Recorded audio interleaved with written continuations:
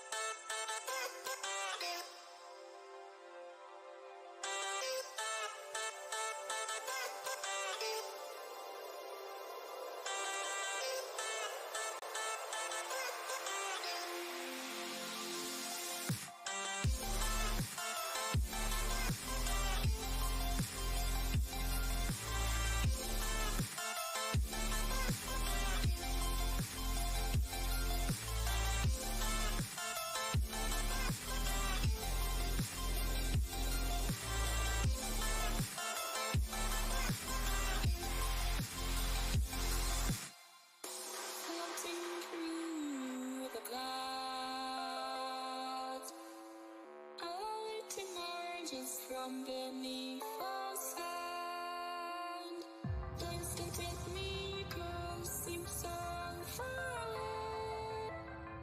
Across this universe, she lives another day. I know the reason she stays. I know the reason she's so far away. I know the reason she stays.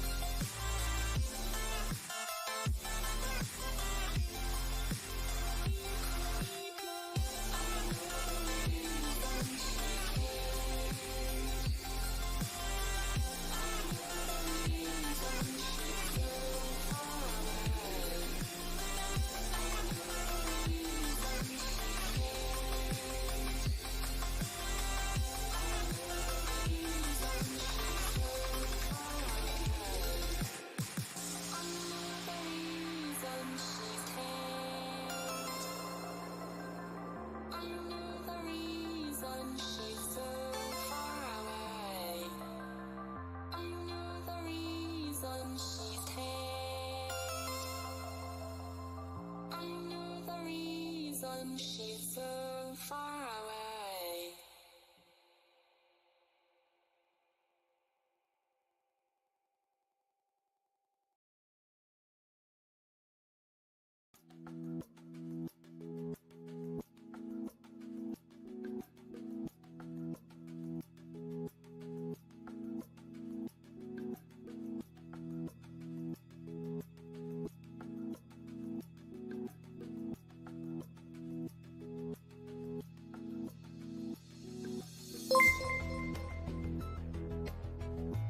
Svetoslav Kirov subscribed to the channel.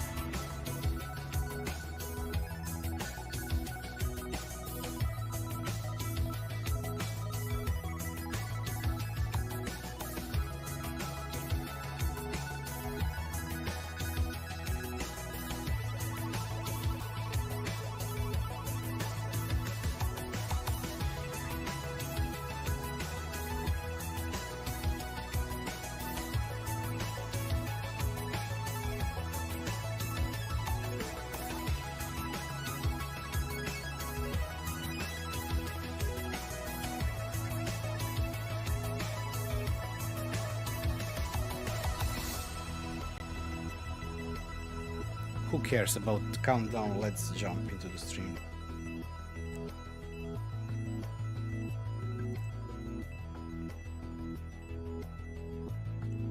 Let me just fix the music.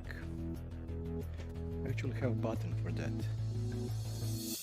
Nice, Rob. By the way, you could do that with 2 instances, but it's really not recommended.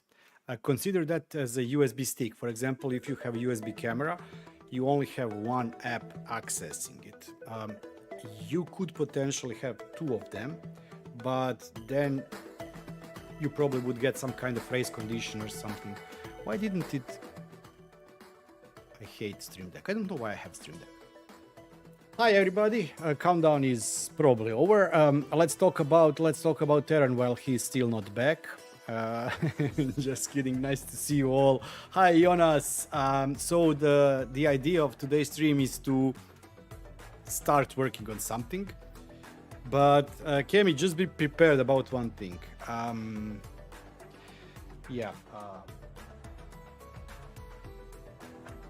These are potentially the parts we will be working today with.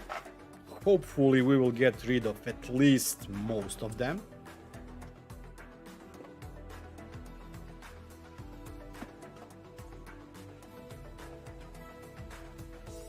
These are all the other parts that we still have for this project. Actually, it's not that bad. I'll show you with the overhead cam. Just give me a second. I think this is this one here, background small. So these are the mechanical parts. So, okay. These are the printed parts we will be using today.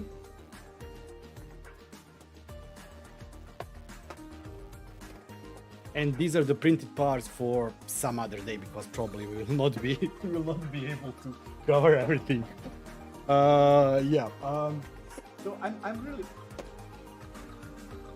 I have to be honest.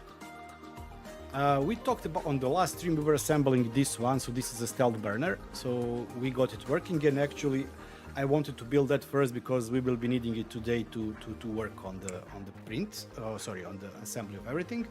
But at the end, it looks like I prefer assembling stuff more than using the stuff. So I had ERCF 1.1 for, I wouldn't say 2 years, but close to 2 years. After assembling, calibrating, I never ever used it. So I didn't do a single multi-material print with it. It was just sitting on top of the printer. I had boxes with the filament hooked to it, and I usually printed only with one color. I'm hoping that this will not be the case with ERCF version 2, but as soon as I've seen that there is an upgrade from version 1.1 to version 2, which by the way is still a release candidate, I decided to buy parts and do the build. Then I've seen on, let me change here. Then I've seen, so this is a thingy that we will be building. Today we will be started working on this part here, and the next time we will be working on that part. I still have, I have all the parts also for the stealth burner upgrade, so I'll be doing with that one too. And so as I've seen that some of the stores started selling kits, especially the upgrade kits, I jumped and bought it from this Celead Lab, whatever store.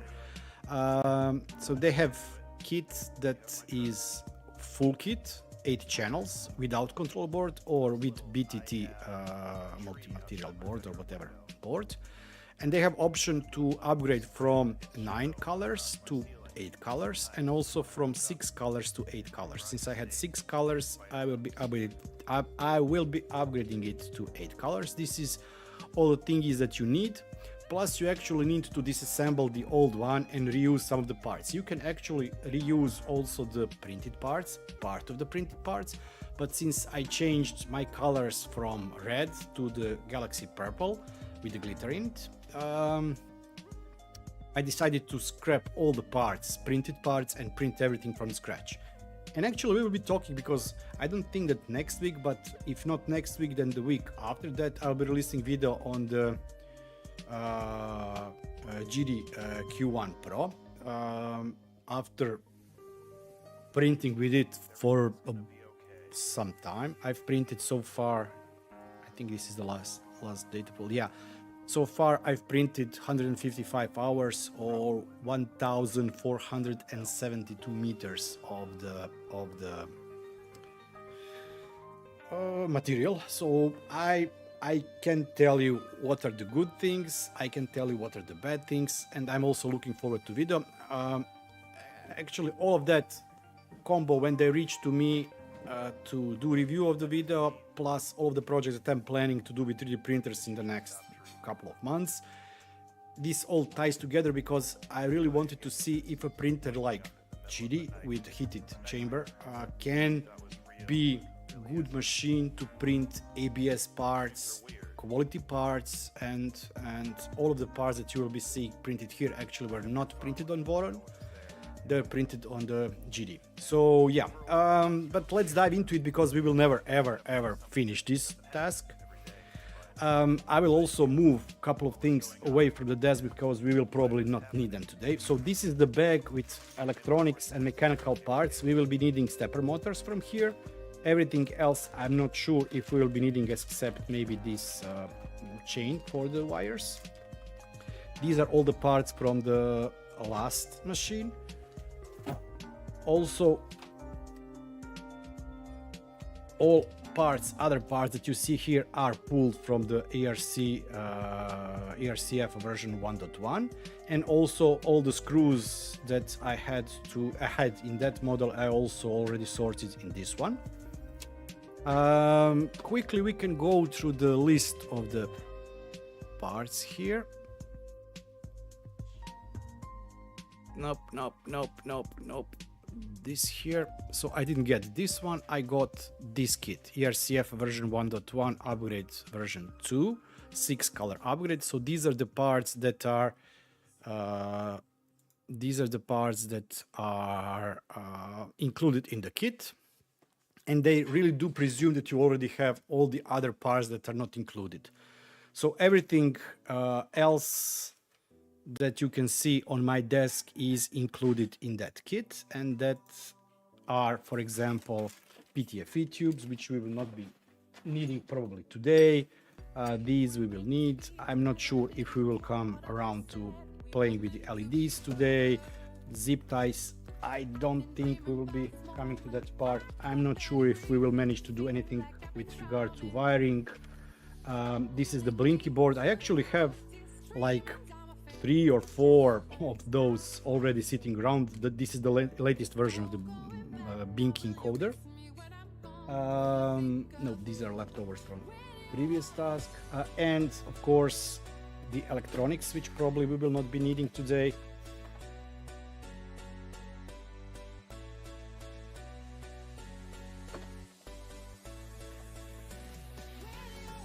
These are the electronics. This is the daughter board, jumpers. Let me actually see what this is. So, yeah, okay. So you need to provide power and you need to provide hook it up somewhere. Yeah, okay. So this is Big Tree Tech, and of course we have Ducky here. Let me also get that out. So this is the new board. And previous boards I was using is this one here. I forgot how it's called. Easy Rabbit, easy board. Yep.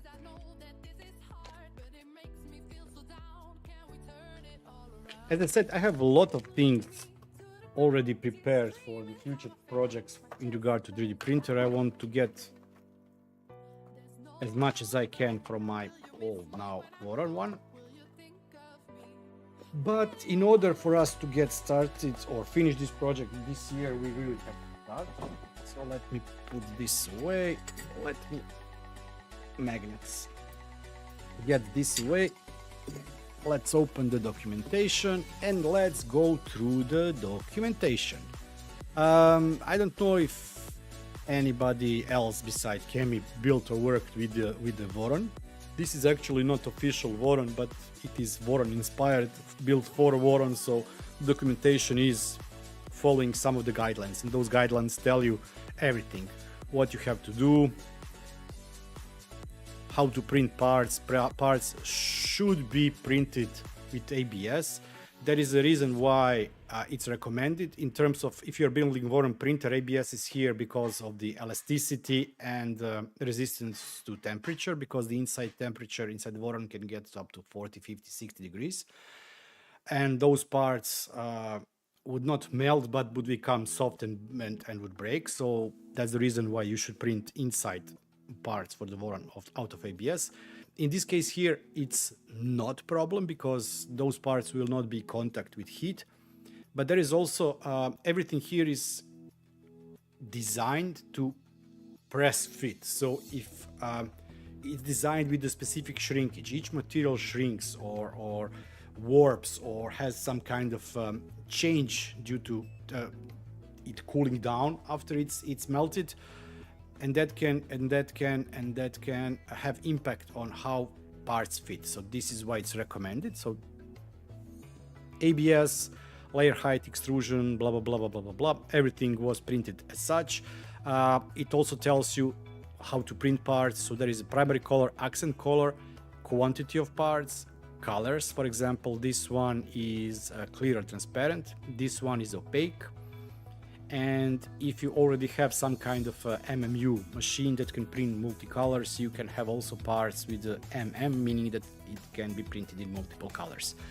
Hopefully this time, after I assembled, after I do all the calibrations and everything, I will replace some of the parts on the ERCF with actually color parts, but that's a long story. A reference for the parts, BHCS, FHCS, SHCS, so all of my screws bolts are already in the printed boxes here, not the ones that arrived but others labeled properly. this I will definitely be needing this reference. I always forget what X625 bearing is, what this, where is it, 608 bearing, how it looks. So yeah, I will be needing that for reference. These are the tools we have. What else you will need? Wiring crimper, we all have that. Angle grinder, no, we don't need that. Super glue I have. And unlike ERCF version 1, this now is 5 projects in total. So today we'll be starting working on Enraged Rabbit carrot feeder. I already have printed parts for the ERCT, which is a Enraged Rabbit cottontail. This is the rewinder that is used when material is pushed into machine and pulled back, so it winds back in the loop. Filamatrix, which is add-on for the stealth burner head that is used to cut the filament at nozzle, but above nozzle, not under the nozzle. Tool head sensor and Happy Haref firmware, which is, yeah. Okay, blah, blah, blah, blah, blah. I did everything, so I printed, when I got the printer, one of the first things I did on the print on the GD Q1 Pro was print this part. Then I tried to calibrate the material, everything, and each time I messed with the flow, for example, or something in terms of either speed, vent or fans or something, it was actually printing worse than it was out of box. So at the end I reverted back to the original settings, and with the original settings it was printing perfectly. For the video I already have those parts printed, and I will be showing you video when I press tested magnets, nuts, rods, etc. And for the heat inserts, as I've said last time on last stream, we've built this machine here. This is the stealth press, so we have stealth press to help us with heat inserts. These are all the parts that are needed if you're upgrading. As it says here, those with crosses are the things that you can reuse, printed parts that you can reuse, but I've just thrown away everything and printed from scratch. We don't care about this part for now. We'll care about this one later on. I'll have to do soldering, but I will probably solder those wires off stream because it usually, you need to concentrate a bit and I'm getting blind. So let's actually get started with building the first thing, and the first thing we need to build is Gearbox. For that, let me get all those thingies away.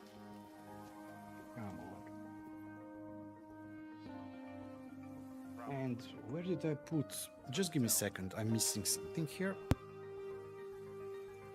Don't need it actually.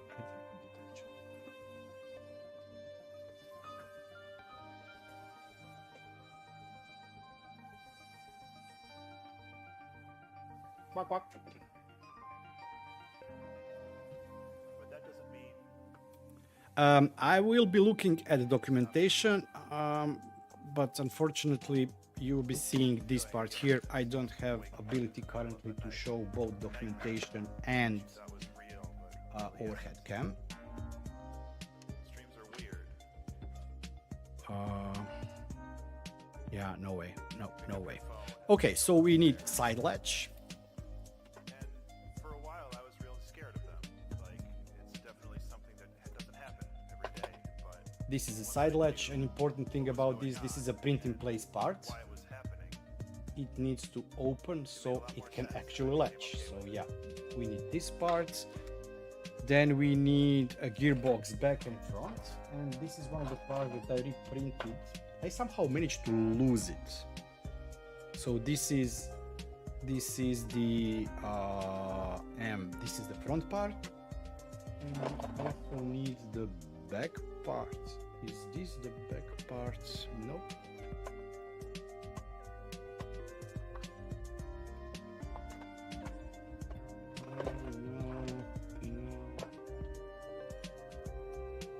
Feels like I'm constantly losing those parts. Whatever I do, they just somehow disappear. No, this is the back part.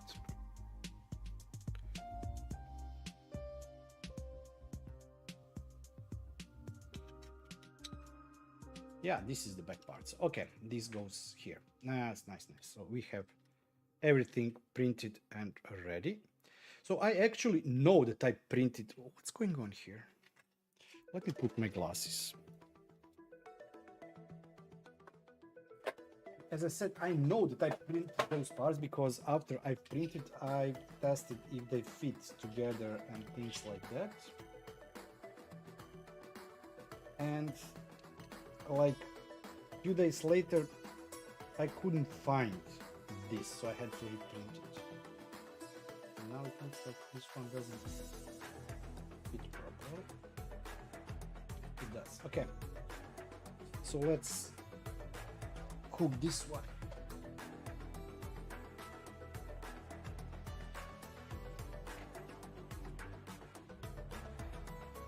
When we come to one part, I hope that we will manage to come to one part here.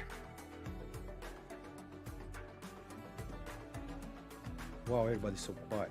Feels like I'm alone here. But it's also good because when I start talking, I stop working. I'm man, so I cannot multitask. So we have to insert 1, 2, 3, 4, 5, 6, 7, 8, 9, 10 heat inserts. Let's start by doing this part here. Documentation says that this is the first part.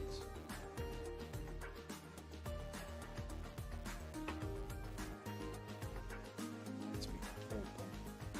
By the way, these are the ones that I received.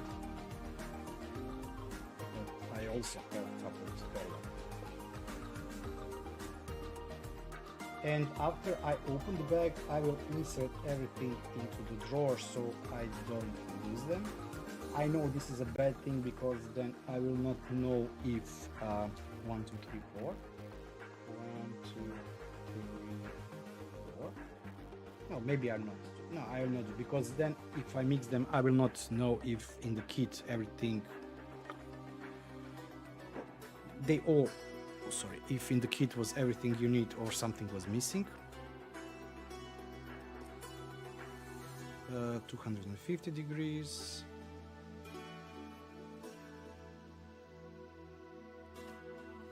This is so perfect.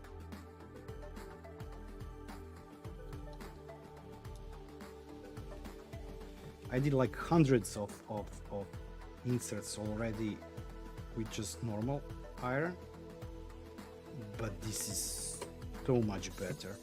So 4 are here, and then we have 4 here that will be a bit of problem. We could do it like this.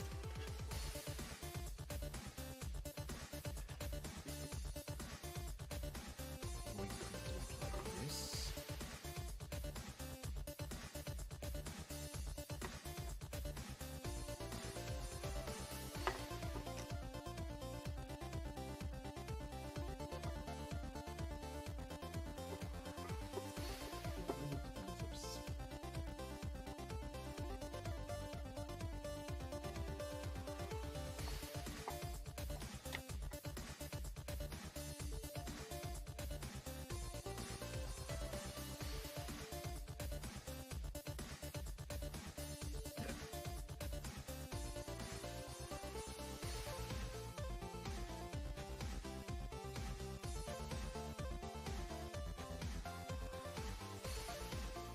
By the way, how is everybody doing? What are you doing today, Saturday? I'm contemplating on should I stop producing smart home videos or not, actually. I'm a bit disappointing on some of the things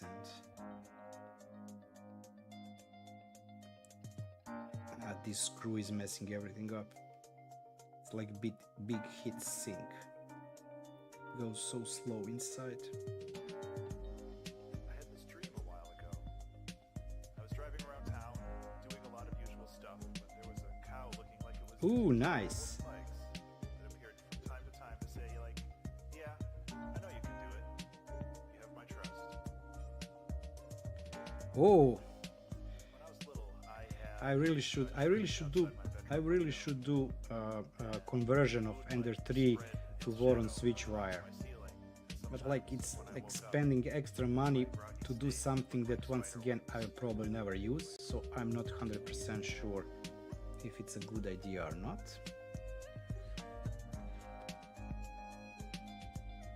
Okay, everything is... This is really messy.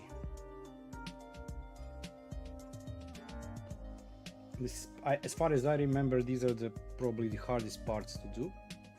It went like 99% in.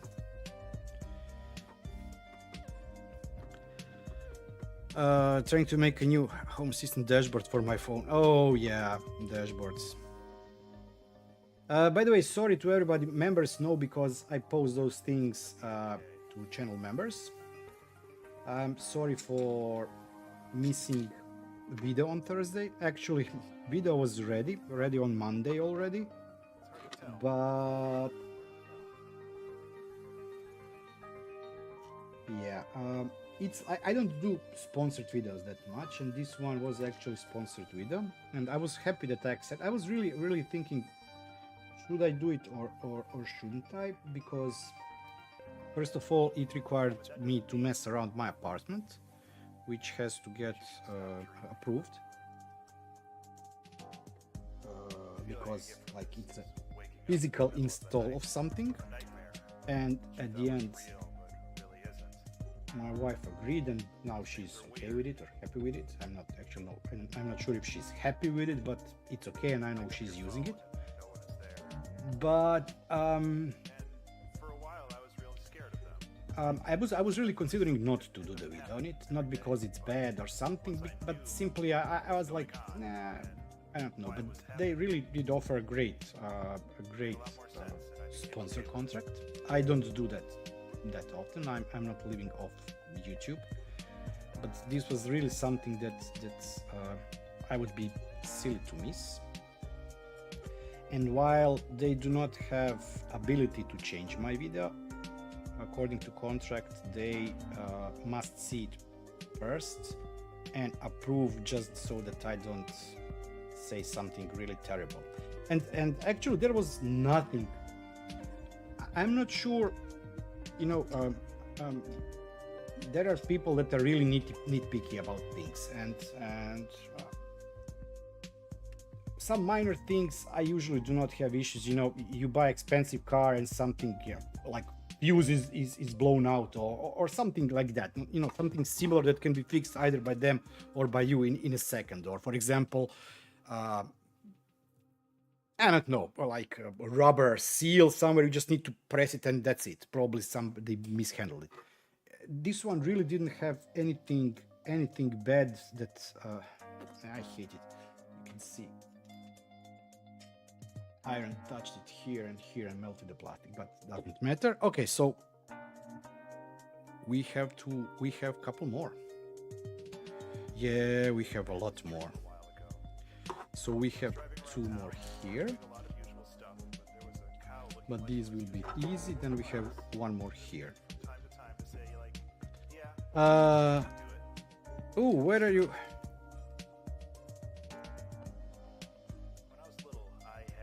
Where are you moving?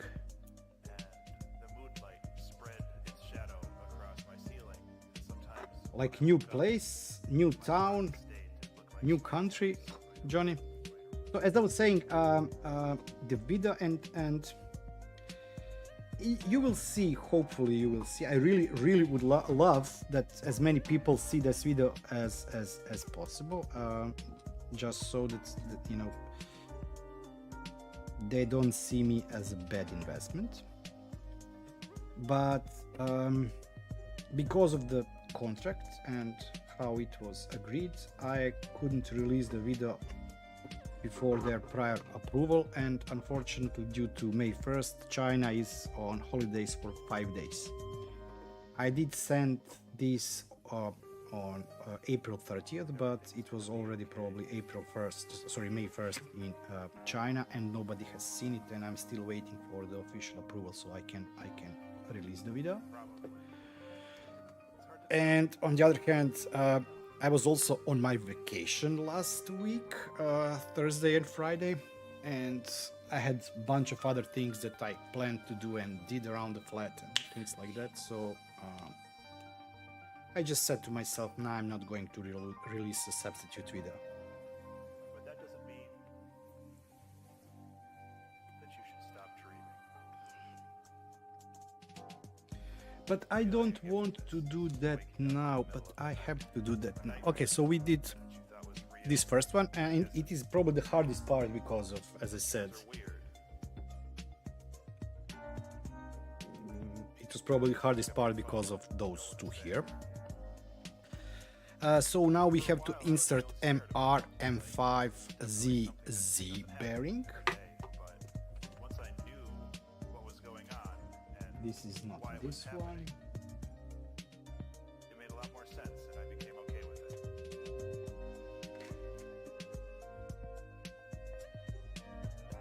Nope, nope. Oh, so many bags.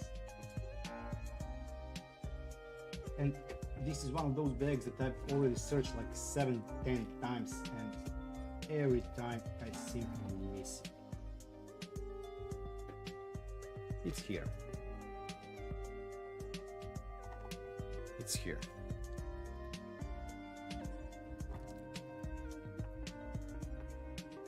Wow, the bag is broken.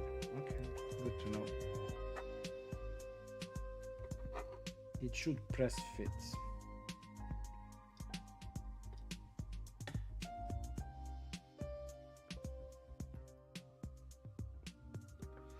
Don't worry, I will not be hammering it.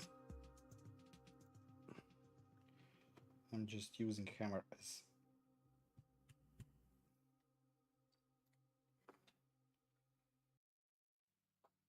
I need some kind of tool to push it down.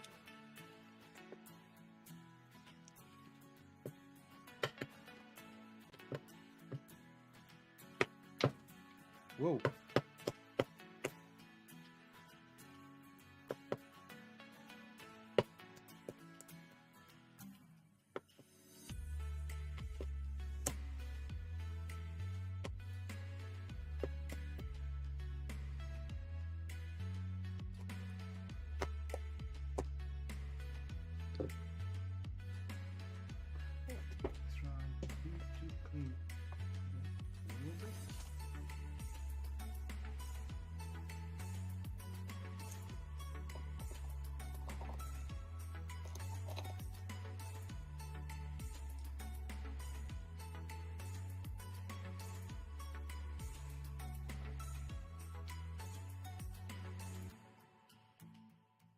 Nope.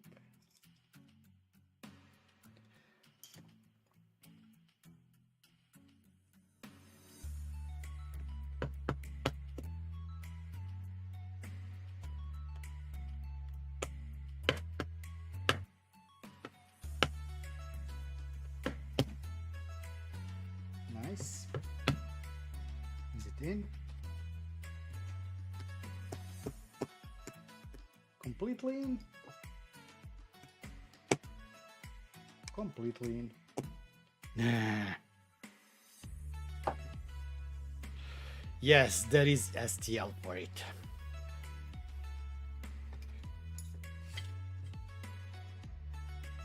It's fully seated, okay. Then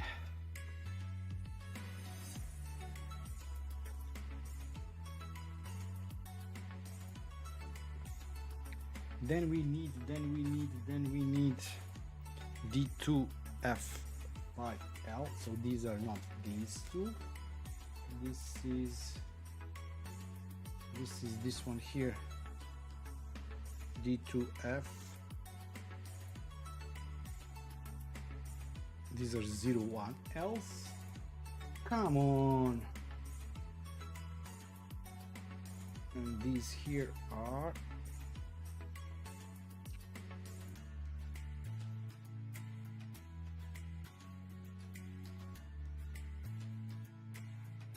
nope. I as far as I know, this should be this one here.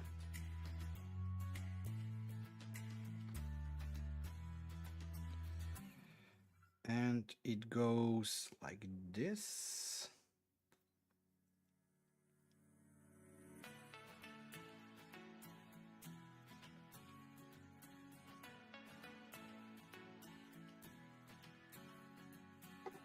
And we need M2 by 8, M2 by 8s, M2 by 10s, M2 by 10s, M2 by 5.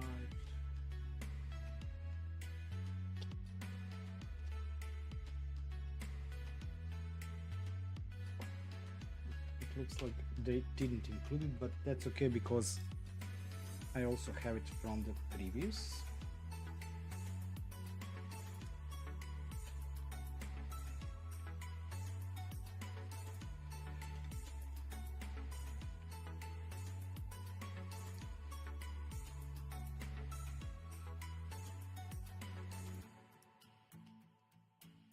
Come on guys, when you design something, design it like it's possible to assemble it.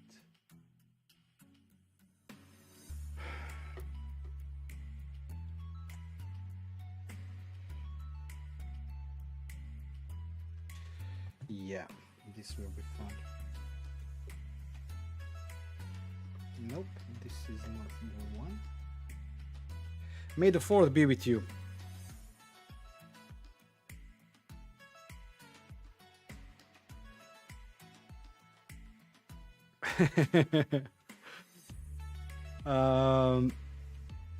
So this one is called stealth press. There are STLs for it, and it requires some of the parts like linear rails and bearings, etc. And there are kits that include those parts. As Kemi says, I had stream last week where we were building it, and the author was also here, creator of the stealth press, on the stream.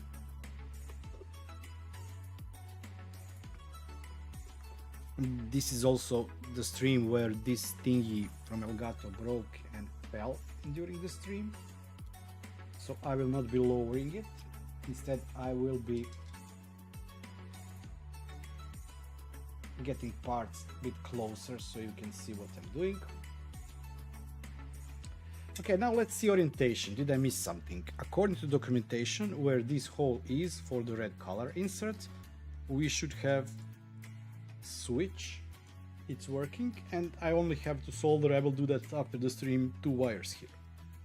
This is, I think, depending on your setup, you have one that is, let's call it like neutral or in, and then you have 2. One is normally closed and the other one is normally open. So depending on the application, you can choose to go for either one of them.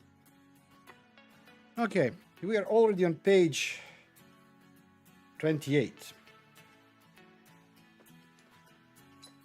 Hammer time. I knew I need hammer. Let me get back this the box. Okay, so we have those 3 parts ready. We already used one in this bag. Has hole in it. And I managed to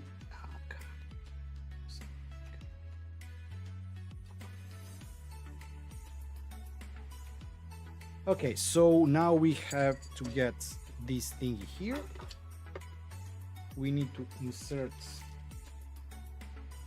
T-spring nuts, M3 roll-in nuts, or whatever you want to call them. 2 of them on each side, so 4 actually. They should be aligned like this. 1, 2. By the way, if you are considering to build ERCF and you are considering to buy kit, on the documentation or on the repository or from the ERCF version 2, you have a list of companies that have been vetoed or that have been checked. So those companies send the kit to authors, they build it, tested if the parts are okay or not, and they have official stamp of approval. So You will not be able to buy ERCF kit from the authors, but some of the companies are selling, I wouldn't call them official, but certified kits, meaning that the parts and kits that were delivered were actually contain everything you need to build, and they work okay. Now we have to insert this like this.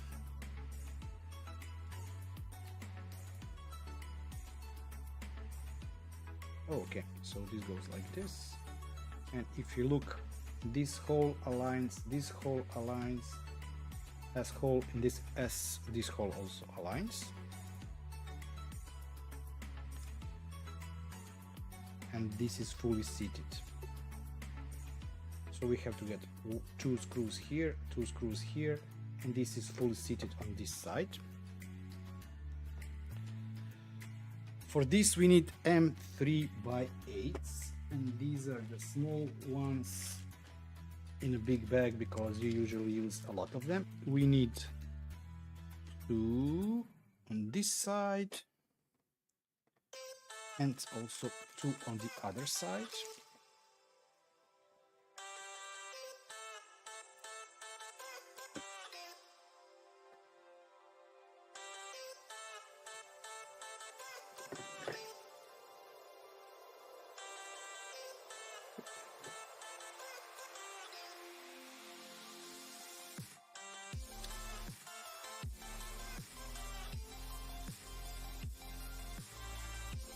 Noise. Everything aligned.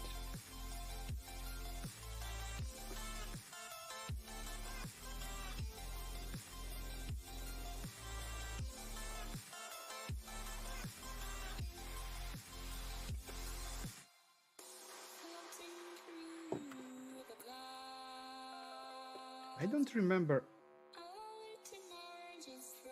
that you last time had to do tricks like this to get parts in. It's not, actually it's not that easy to align everything properly.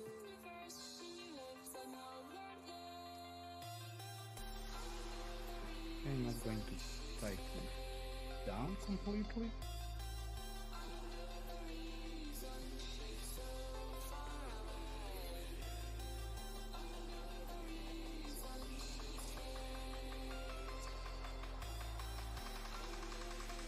And yeah, I do have electric one, and yeah, I also replaced batteries because in the last stream the batteries were dying, but I hate that one. I really need to find a good screwdriver.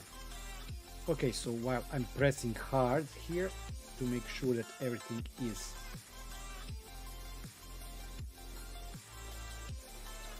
positioned correctly, let's tighten down everything also.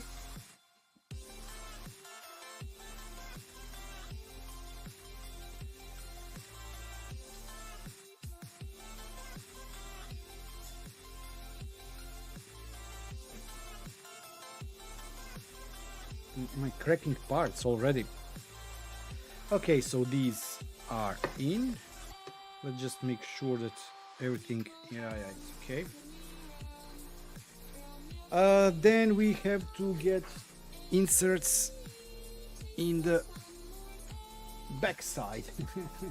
Backside. Not that backside.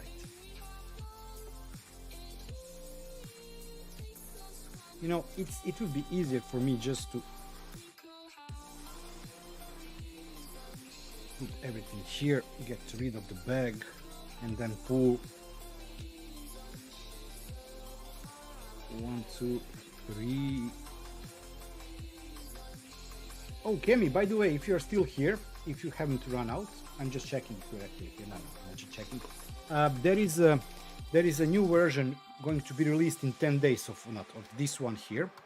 It will be called Stealth Burner Mini or something. And actually, I'm sorry that I didn't wait and build that one. It's much more compact. It has all the bells and features. For example, this part here is located on top. It's smaller. Everything here is smaller, and also has drawer inside, so you can put the spare tips, which are here. So the spare tips can be put inside, and also heat inserts can be also put inside. So it's really, if you are considering to build that one, just so you know, there will be a new version getting released.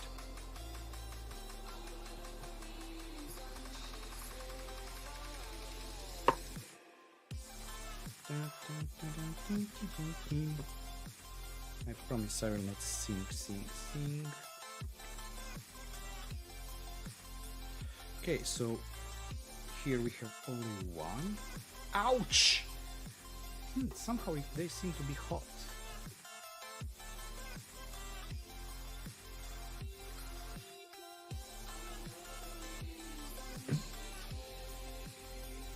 And then here we have 3 of them.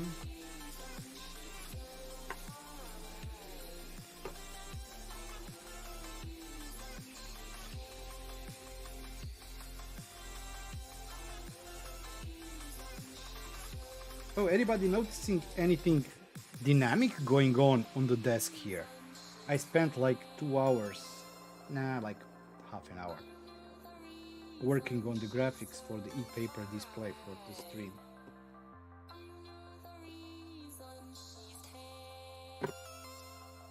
This one here, it changes. And it's actually controlled by Home Assistant once again. Nice. Oh, no problem. It's nice, but the newer one will be a bit smaller. So I'm just saying because of that. I like it, but I will have probably issue where to keep it after I finish with all the projects. So we have 1, 2, 3, 4, 5. Yeah, and I burned my fingers. Just once. No, we have another one.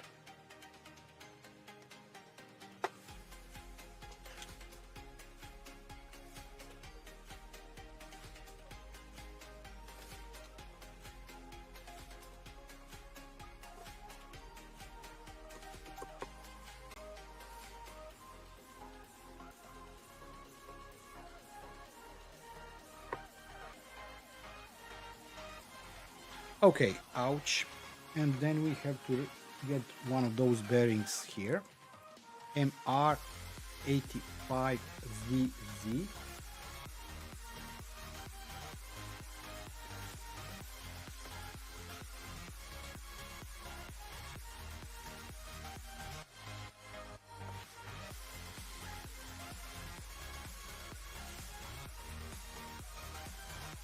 Those heat inserts are still hot.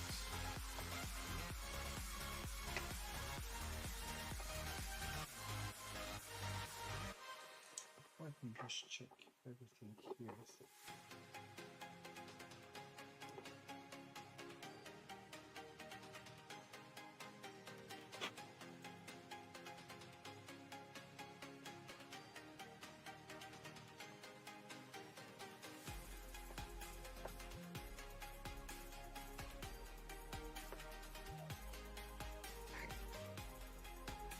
I know it, last time I was building it, I had something that I could put inside the hole like this and then just like pull it.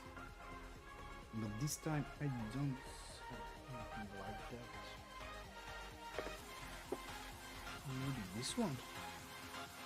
It will break probably.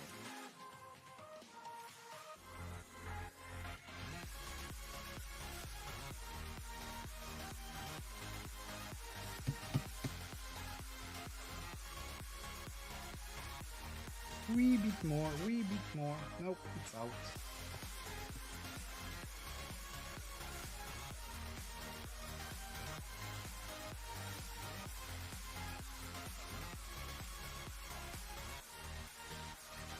Never ever use hammer on the screwdrivers that are used for testing wires, because you can break something and then think that it's working and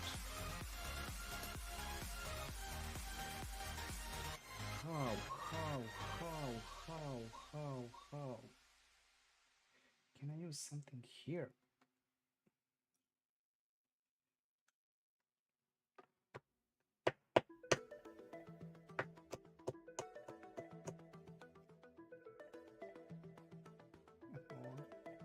let's twist again.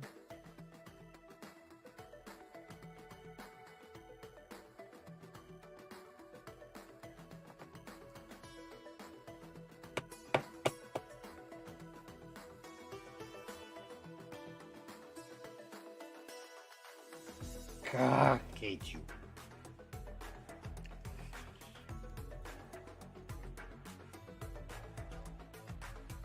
Maybe if I can get a kid to do it.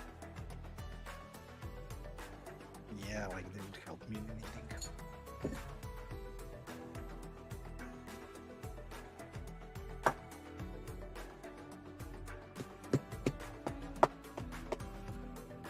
Come in. Ooh, is it in? Just a wee bit more. No, it's out now.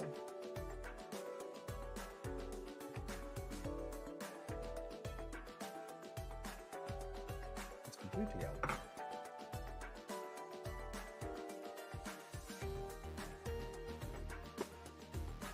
Something. Do you know that tool in auto industry to get the bearings out of wheels? Like rods with flying hammer, just like bang. I would need something like that here.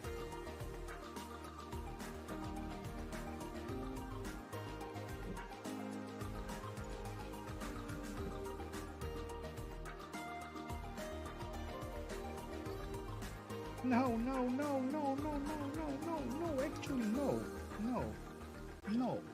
I did something wrong.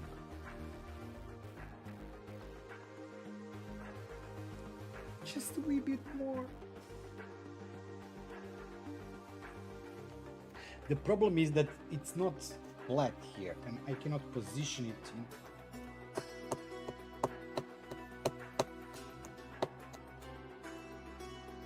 Also, don't ever hammer bearings because you can damage the bearings.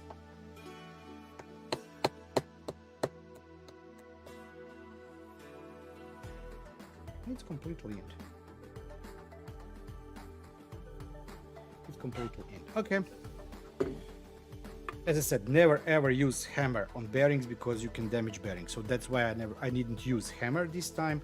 I used rod.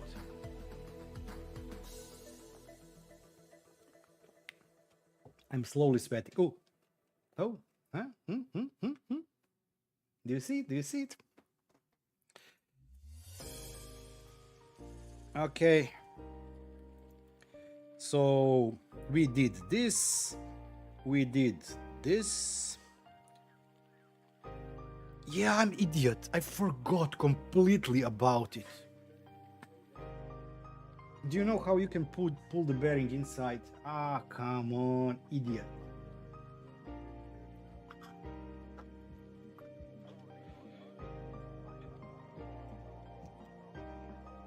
And then screw it in.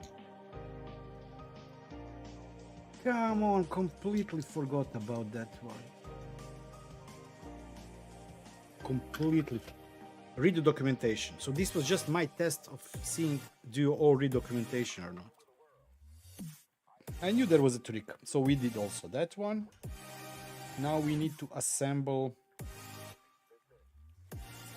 this with M3x6s. We need one M3x6 and also one M3x12. And these are not. These are 20s. And 3x6 is here.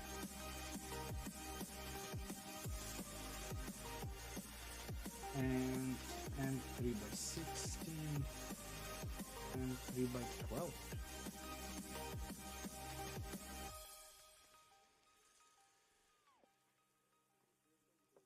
Let's get this out of the way. This out of the way. Let's get this out of the way. These are here. Okay, so this is what we installed previously. This is what we are going to install now. Here.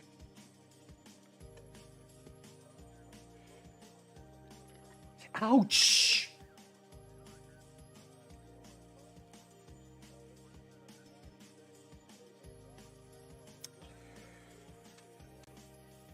Iron is a bit hot. No, doesn't matter. So here goes M3x6.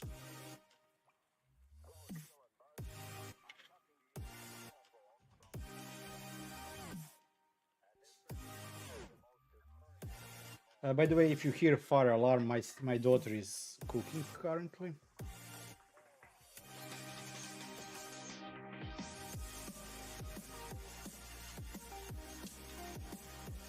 And on this side, ouch, we need to insert M3 by 12.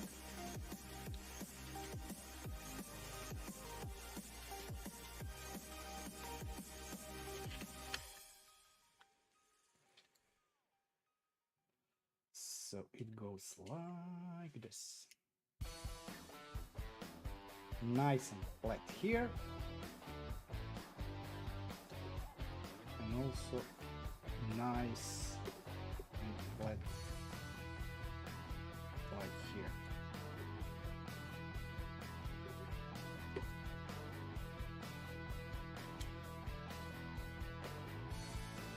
Okay. Ouch! Then we have to insert a latch. For that we need M3 by 20s, 2 of them.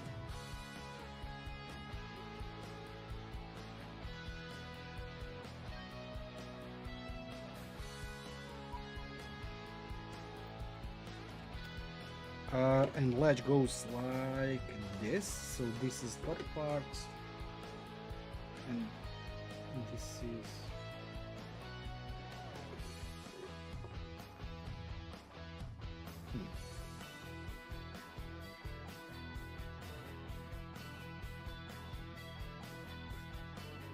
oh, okay.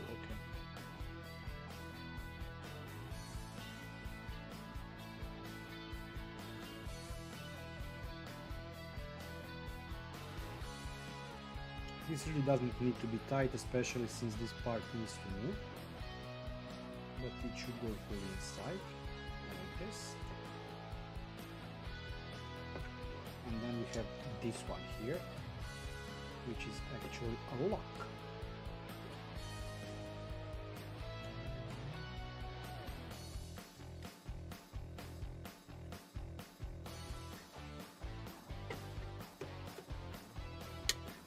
Nice.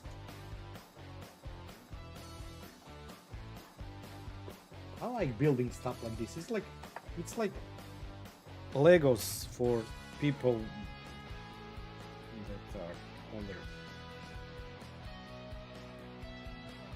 Oh, by the way, did anybody see my May the 4th tweet, Instagram, whatever? 2-color print on the chili one. And this is the latch working.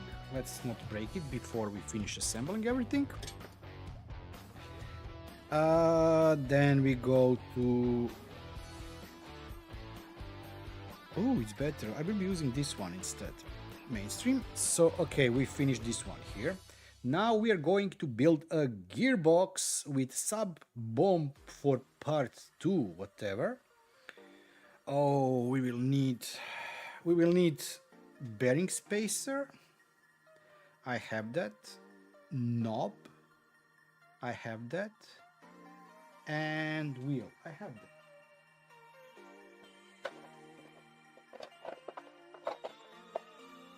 This.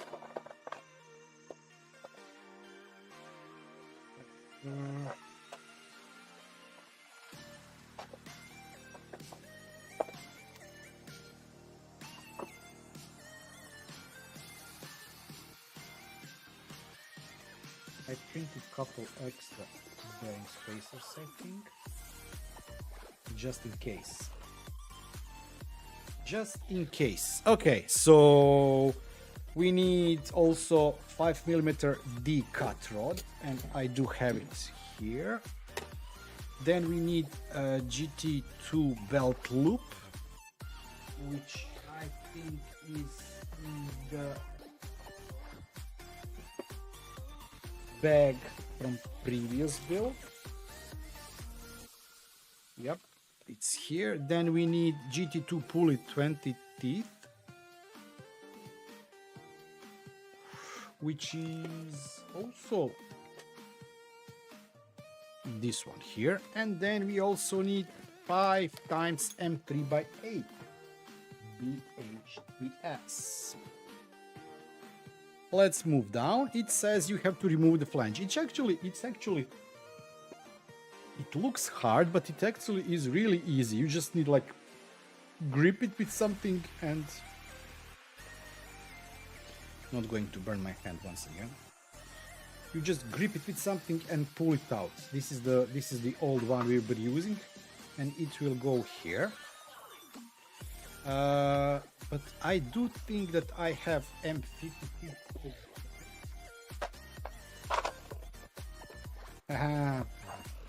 It's nice when you can also print the tools to assemble thingies.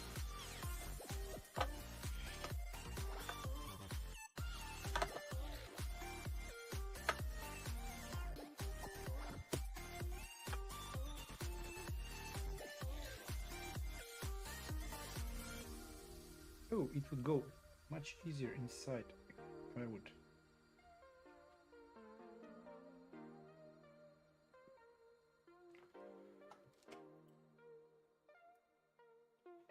Yeah. Okay.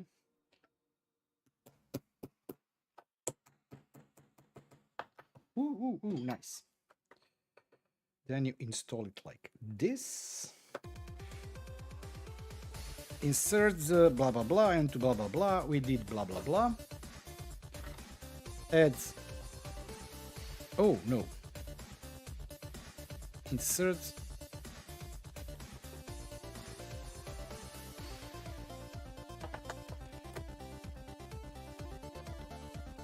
Okay, it's now fully inserted. It's fully inserted. This is flat here, and then we have to get M3 by 8s, 5 of them. It looks like just yesterday I was disassembling it. Actually, I was disassembling it yesterday.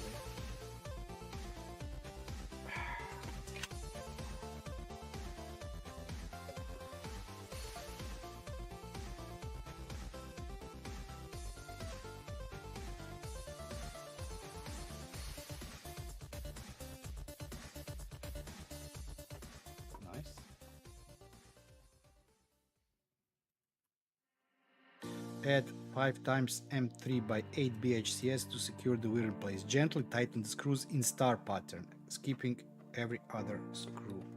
Yeah, we know that. It's like wheels on the bus go round and round, round and round, round and round. Okay, this one is slightly in.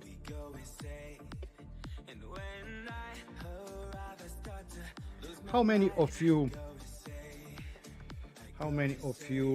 know how to change tire in the car? I'm getting really disappointed with humans because less and less people know how to change tire in the car. I learned how to change my tire, unfortunately, even before I got my license, because my instructor was driving up to my house to pick me up. I was standing on the sidewalk, and he like slammed in the pavement, and he managed to like strip the wire completely. He like cut it out, and then he said, "Nah, it's good time for you to now learn how to replace the tire." So yeah, I've changed my fair share. I wouldn't do it today for like nothing, because you know, like,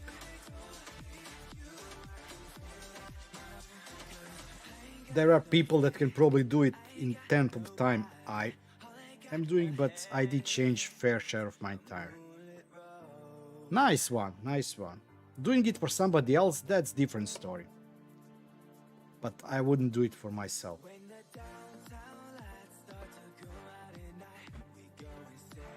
Actually, when I was living in Moscow, I usually had to repair on street like every month or every 2 months my tire.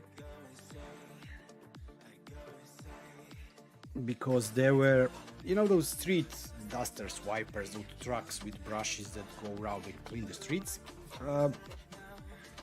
Russians at that time thought that it was really good idea for those brushes to be made out of steel. So like steel, it was like sanding the road or something like that, but it was stripping those needles and they were just like poking in your tires. So that's why I had to replace or fix tires. Yeah, I probably could have worked in Formula 1 racing after that one.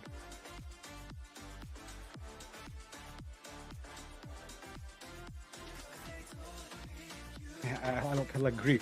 I already, you know, you had to find where the needle is in, pull it out, then use that plunger to scrape the tire, the hole where it made. Then you had another plunger with the glue, insert, scalp it, and you are ready to go. It was really fun. Not. Okay, so this part is now done. I really like, so this can be thrown out. But this part is done. That's also awesome. My car tires also don't go flat. I have a company car that has that, how it's called, the fleet management company, that whatever happens to me, I just call them, they fix everything. So don't care about the tires anymore, and I'm glad that's one thing less I have to worry about. Okay, so we installed that one. We do have insert. Both M3 screws are in. We have to position it in such a way that what? Install the bearing spacer.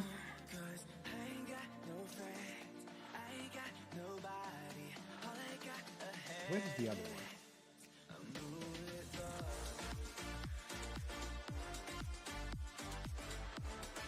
So you have to be careful here. There are set inserts, and this is the flat side. I don't know if you can see it or not. So this is the flat side, and the set insert, at least one has to be positioned over that, so you can tighten it down. What is the other one? Okay, install the bearing spacer. The wheel bearing spacer stack at least 12.70 millimeters from the... Come on. You're joking. 12.7 millimeters. Actually, when I was installing that, whatever I was installing for that future video that still hasn't been released, it had to be installed 12.7 centimeters. That's 5 inches? No, I can't. But there is the reason why it's 12.7 millimeters. I think it's like, I'm sorry, I'm not that good in imperial units, but that looks like a normal number in imperial unit. My battery is dead, so 12.2, 1, 2, 3, 4, 6, 12.7 millimeters. How did you manage to get those 7? Okay. Look. Like I eyeballed it, and it actually is like not 12.7 but 13 millimeters. You really do not have to position it at this point very precise, because later on we will be correcting it. I will just, or not.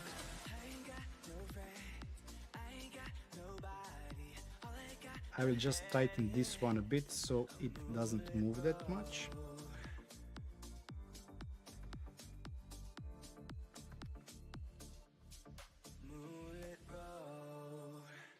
I think that this one still has thread lock inside, because when I built it last time I did put thread lock in. Because you know you will never disassemble it when you build it once, right? Okay, let's go back to documentation. So we did this, we did that, we did this. 12.7 check bearing orientation. The small edge needs to face forward. The small edge. So this is probably the small edge and this is facing forward if this is forward.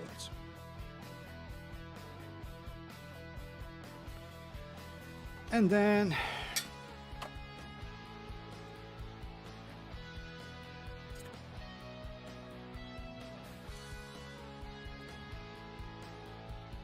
gently insert the D-cat shaft assembly through the gearbox bearings.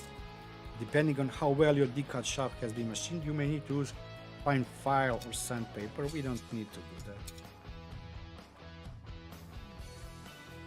To smooth machine edges to blah blah blah blah blah, just so it spins with light wobble.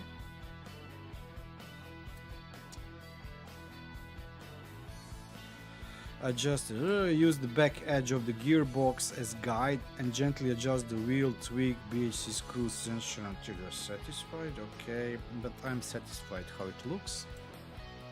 We will add knob later. Gear belt is here.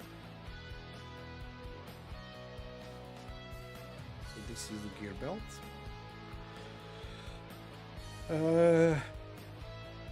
You can either spin it onto the wheel or pull the drive back. What?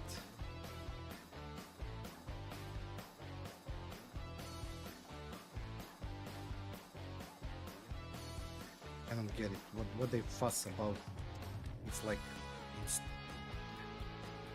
if you pull out either of the bearings, make sure they reseat correctly. It may be necessary to fully remove the drive shaft to reseat the bearings. Okay. Now we have to assemble the gearbox party thingy, and for that we need logo plate, which I don't think I have printed. This is something that I will be doing later. Side latch number 2.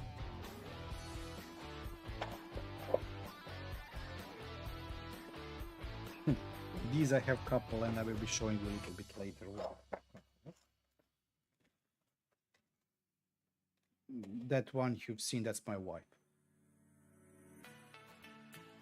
We need this is side latch and motor arm NEMA 14 or 17.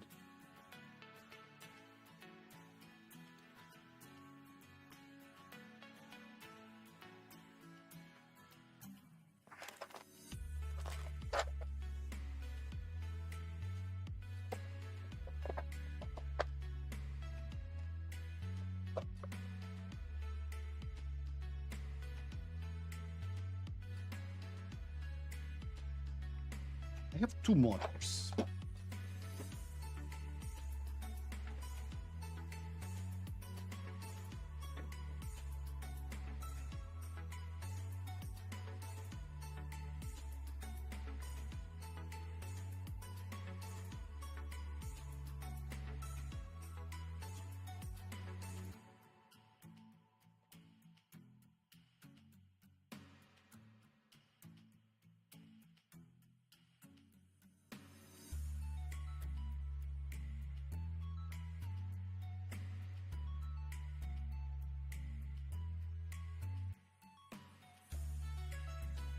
I have 2 motors.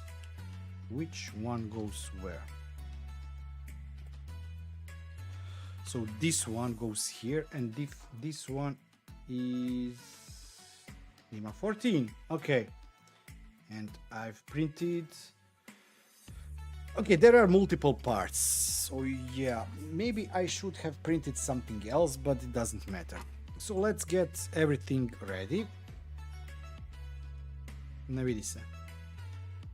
Logo plate we done, side latch we have, and motor arm we have. I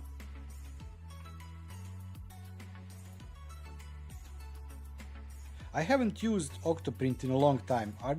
Has something changed in it? And I don't think I have used Octoprint like 4 years, 3 years. So this is for the NEMA 14. This is for the NEMA 14. This is for the NEMA 17. This one is for if you do not use microfit connectors, and this one is if you are using microfit connectors. It depends on the building, electronics, etc., etc. What I should have printed is this one, but in this size, but it doesn't matter since we will not be seeing those here, so it just doesn't matter. This can also go in trash. Okay, but besides these three thingies, we also need a pulley, which is already installed, M3 thread inserts, M3 washers, M3 washers, M3 washers are here, M3 by 12s, M3 by 12s, M3 by 17s, so 16s, 8s, 20s, 16s, no, these are M2 by 10s,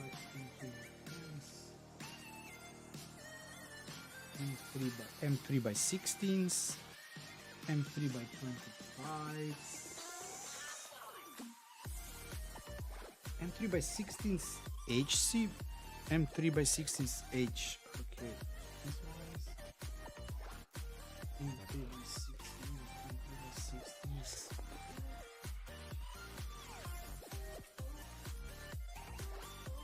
25s and 40s. Do I have it here? I don't have it. I have it here. M25s and how many 25s? 1 and 40s 2. We will need bearing once again, which is here, and we need NEMA 14, which is here. Okay. So we need to do this thingy here. Let's prepare the motor. Motor is prepared. Ouch.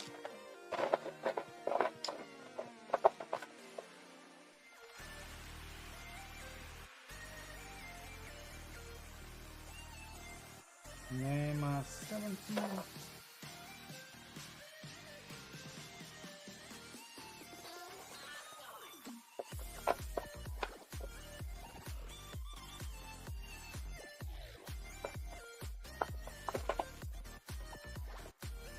NEMA 14. Okay, NEMA 14. If you, since I've pre-built this, or this is left over from the last build, you just need to make sure that the, how it's called, this pulley is installed in proper height. And as you can see, this is a tool that you print. It is perfectly installed because I do things perfectly. Yeah. Okay, next page. We need to insert one heat insert here. Tweezers, doctor.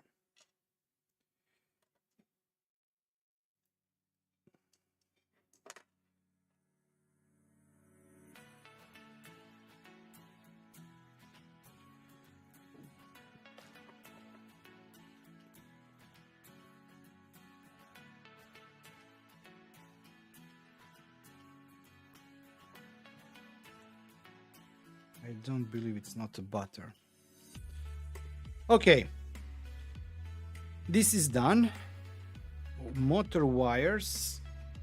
So this has to be positioned like this, and the motor wires need to go on this side here, like this.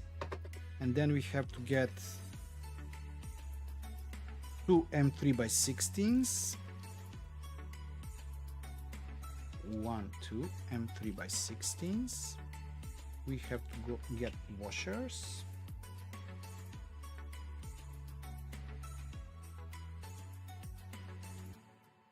So one washer machine.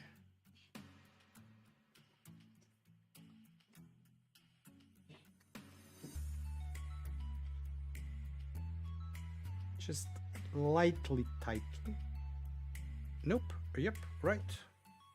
Yeah, okay. This is my daughter. She didn't burn the kitchen this time.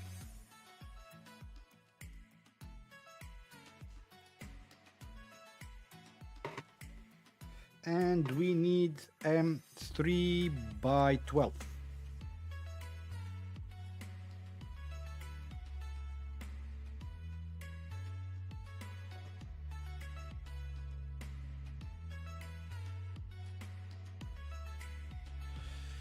There is one version for each motor, NEMAS 14, NEMAS 16, one with microfit connectors for connecting external MCU and one without connectors for use with internal MCU like EasyBird, Mellowfly, ERC Beard, Feistek ERB and BTT MMB, which is the one that I will be using. But as I said, I printed the one with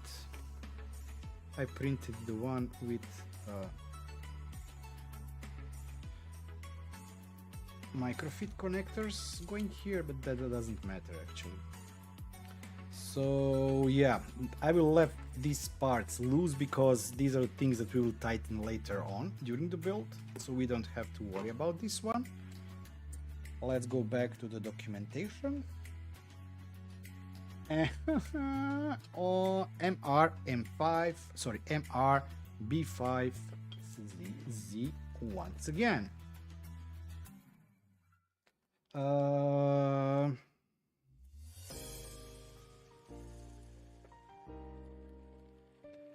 M5 16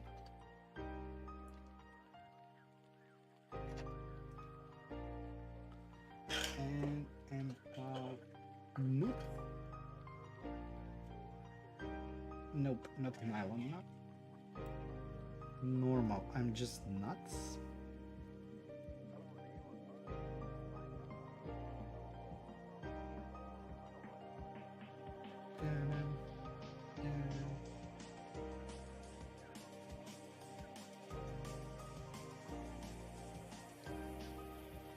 And I need, nope, maybe, where is it?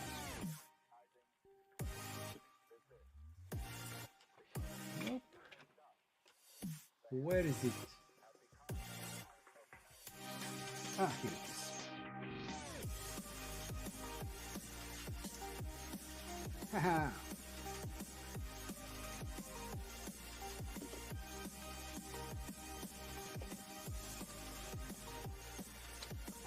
So let's try without hammer.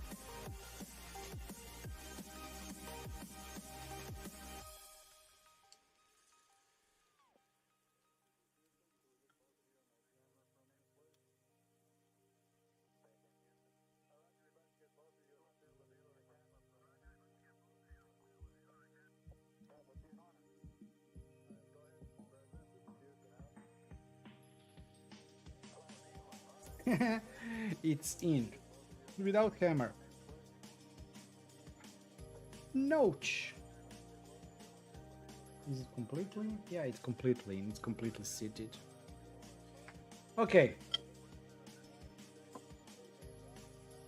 So as you can see, you don't need. So I was showing you a couple of ways on how not to install the bearings. And then also, by the way, doesn't anybody know what this is? It has a specific use actually.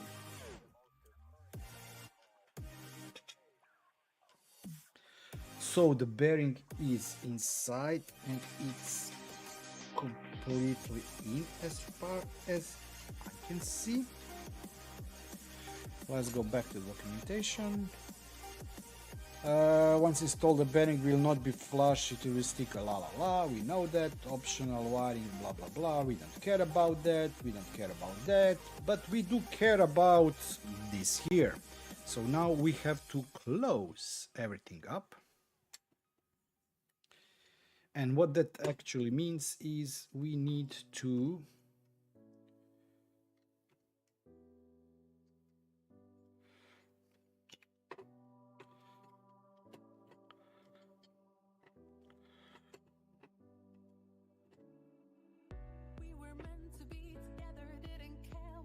I really need to check the documentation, but from what I can see, this is good enough. But I'm wondering.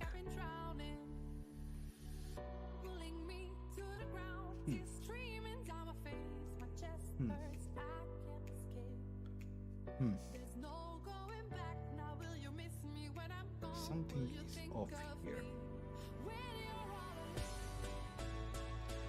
Sorry, something is off here. Give me a second till I see what I can do.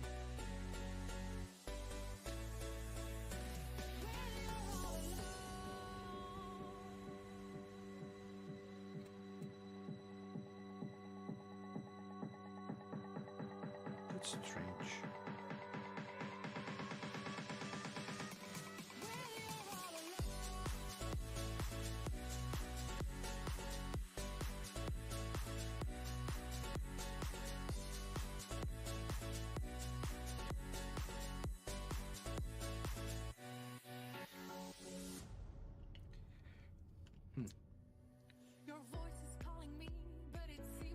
Okay, this is a problem.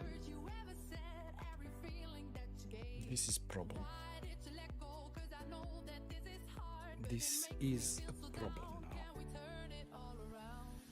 See the space here? It should go completely in. That means that something is not completely in. That means that this part is not completely in.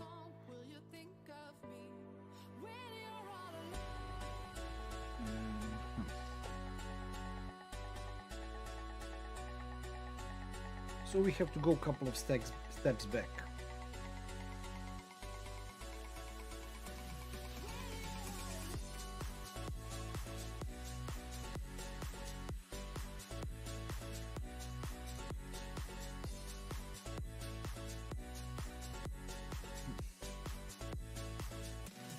I will pull all the 3x8s out and try to reinsert it a bit better.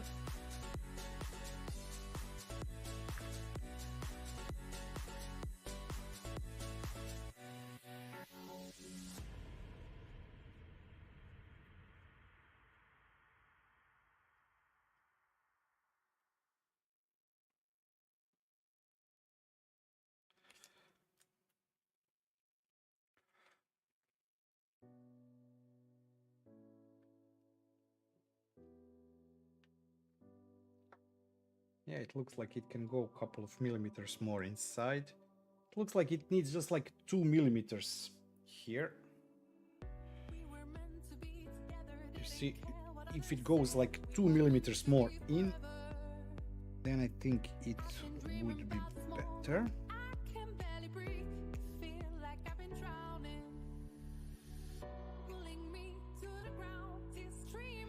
But as I said, we used the tool to position it and it looked like it was seated perfectly.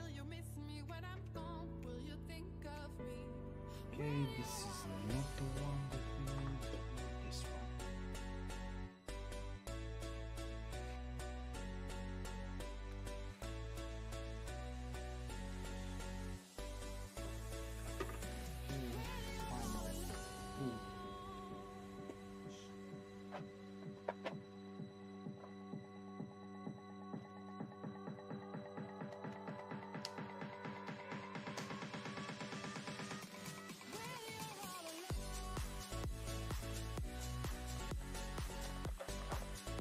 Here it looks like it's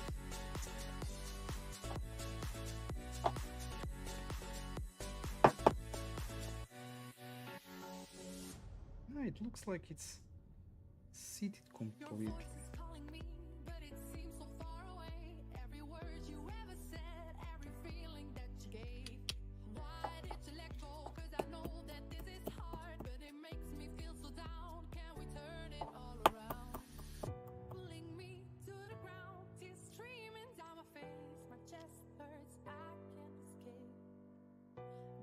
Yeah, it's seated completely because this is actually touching the plate and it's...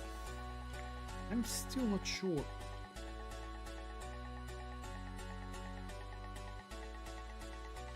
maybe did go in couple millimeters more.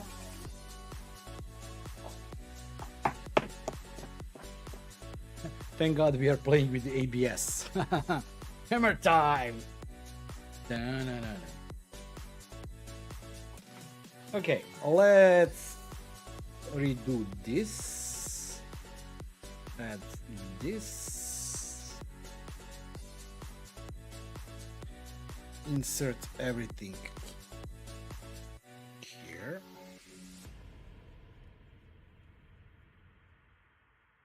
We have one another issue here.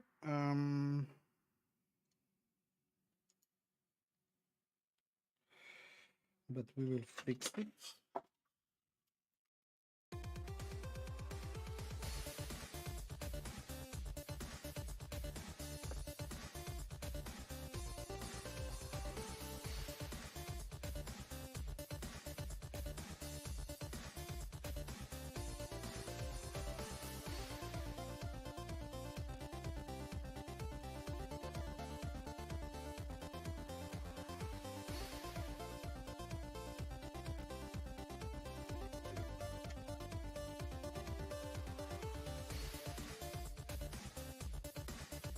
The bearing also popped out, but we will be using this time. Appropriate installation method. Come on, don't.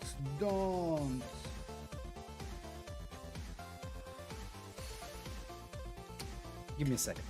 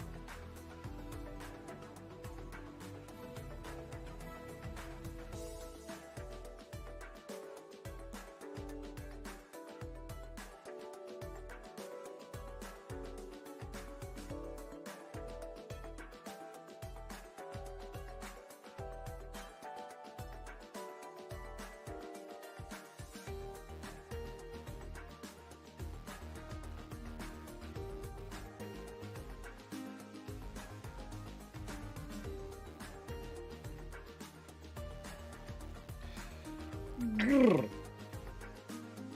Everything is okay. Everything is okay. So what I need to do is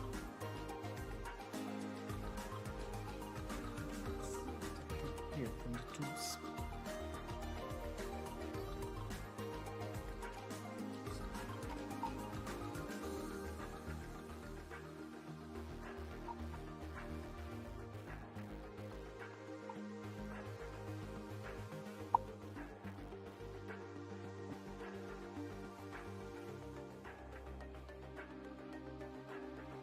Let's see what I can do here.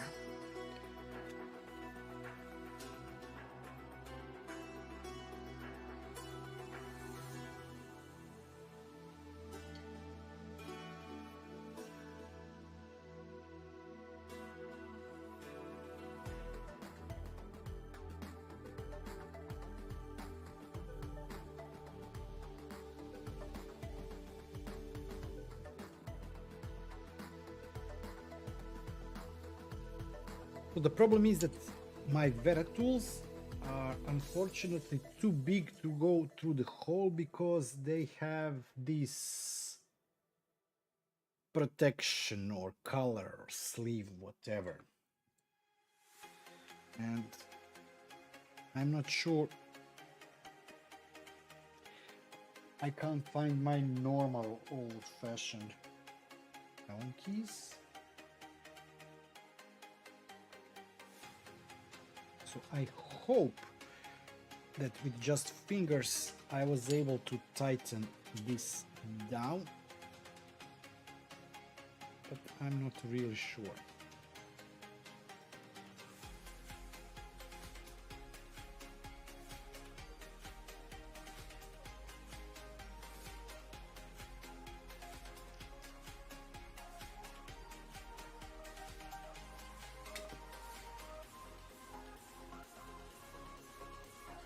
Okay, so this is out, and then we have to reinsert this one here.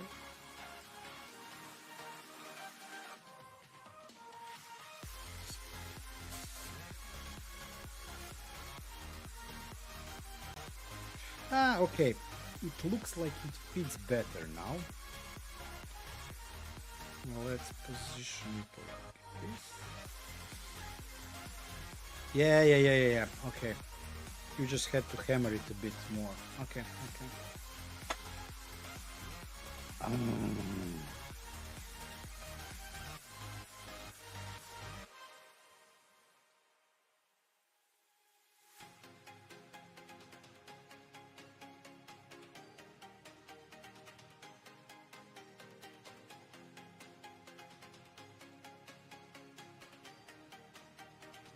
Let me just go back and check one thing.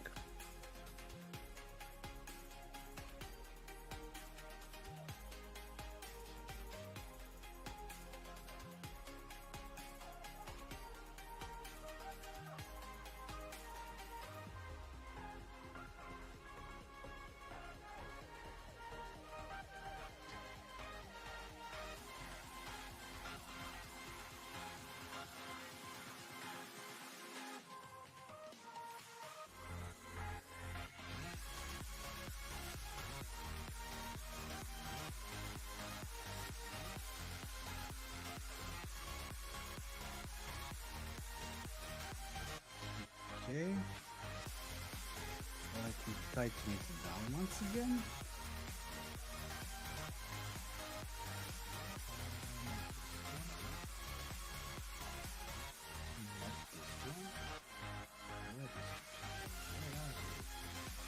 Not this one, surely not.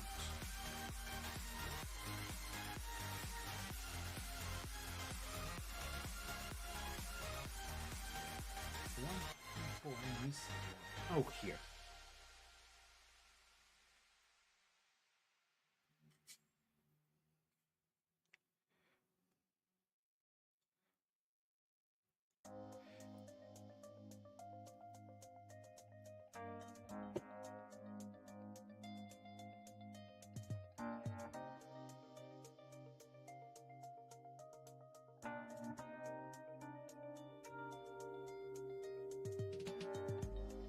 I had this dream a while ago. I was driving around town, doing a lot of usual stuff, but there was a cow looking like it was using tall wooden legs. Da-na-na-na-na-na. Time to time to say, like, yeah, I know you can do it. You have my Noise. Okay. When I was little, I had So a this tree one outside my is bedroom now window. flush with this one, and that means that this can finally be inserted like so. And we just need to add, let me go back to documentation. I was checking something with the gears.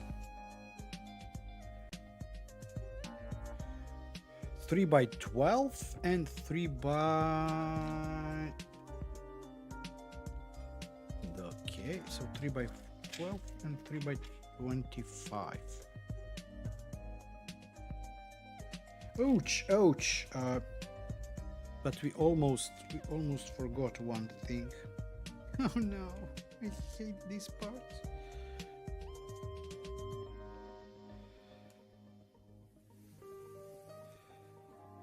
One Mississippi, two Mississippi.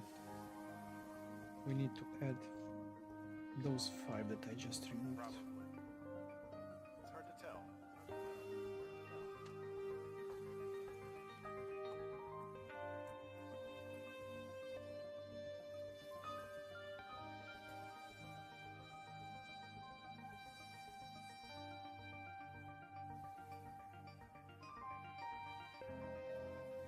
But that doesn't mean that you should stop dreaming. The feeling I get from this is waking up in the middle of the night from a nightmare. The battery Which cover I thought fell was out. real, but really isn't. Come on, Dreams don't, are weird. please. You pick up your phone and no one is there. And for a while I was really scared of them. Like, it's definitely something that doesn't happen every day. But once I knew what was going on and why it was happening, So weak. it made a lot more sense and I became okay with it. And that's it. I'm missing one more. Should be somewhere around here. It is.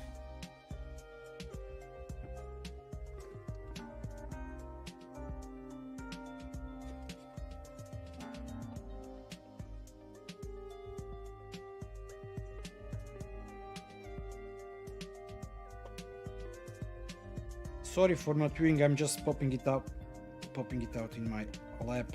It's faster.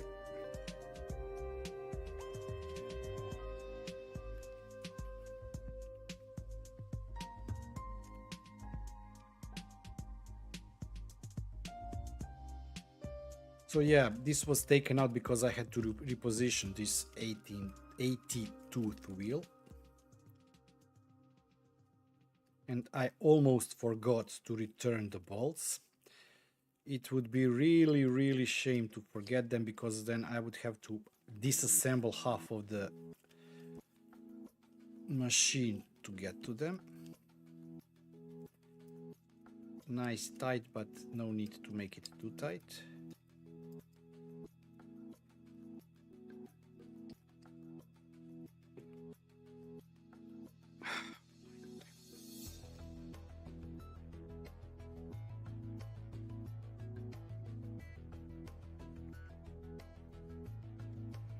Okay, and no, but I don't get it. As soon as the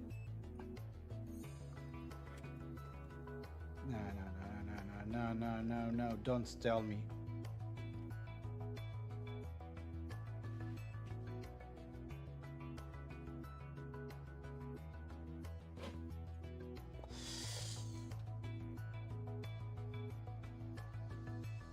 Anybody noticing anything here? Maybe different than what I did just now?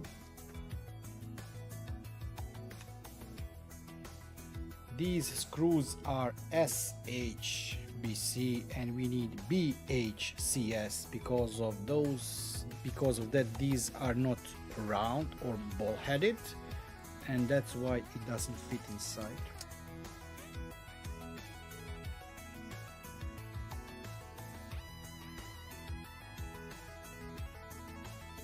Yeah, you know, but thank God I don't have any kind of anxiety issues or things like that. I don't rage quit that easily.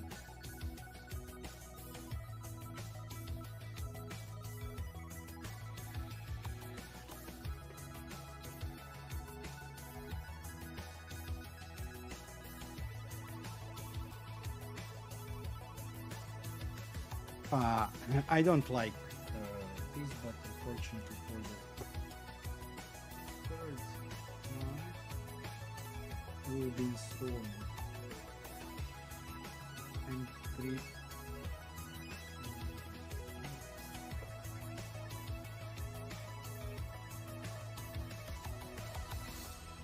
I probably have them. M3 by 8. M3 by 8. M3 by 8.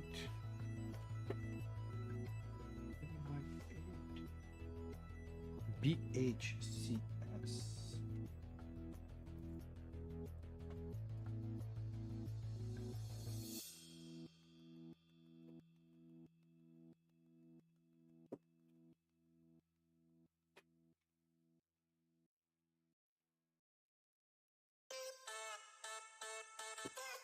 But I do not have M3x8 BHCS. Let me check on the M3x8.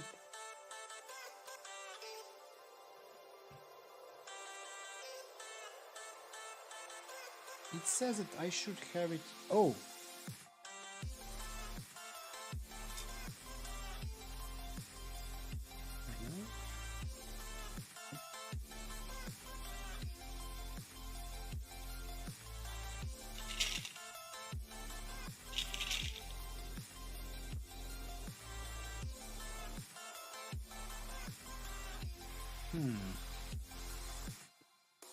Floating through the clouds. A light emerges from beneath the sand. But I do not have M3x8 BH. Either M3x6.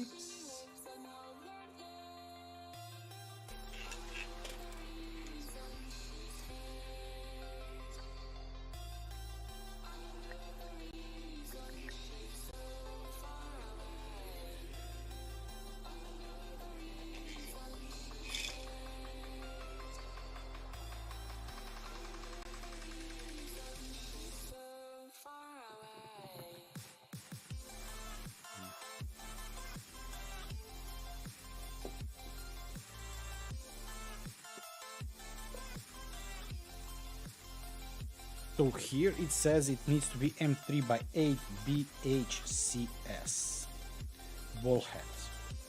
M3x8. If we go here, it is not included. M3x6, M3x8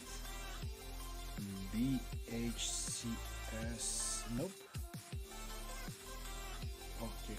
M3x8. Nope. But even here it's not included. Here it is, M3x8 BHCS. If you're buying kit as version 2, it's included. Here it is not included. M3x8. And if I go here, M3x8, it says that you need 5 of them. Yeah, it's so the kit actually is missing. You don't have upgrades, so it should include M3x8s. And I have M3x6s.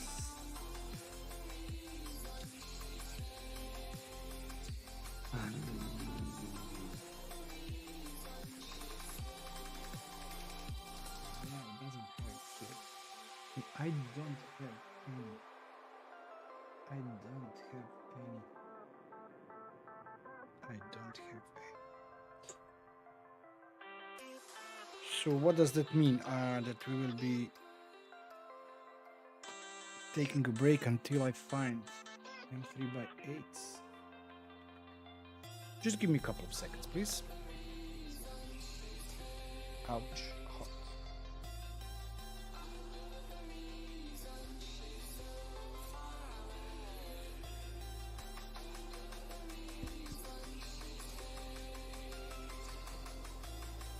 Just a second.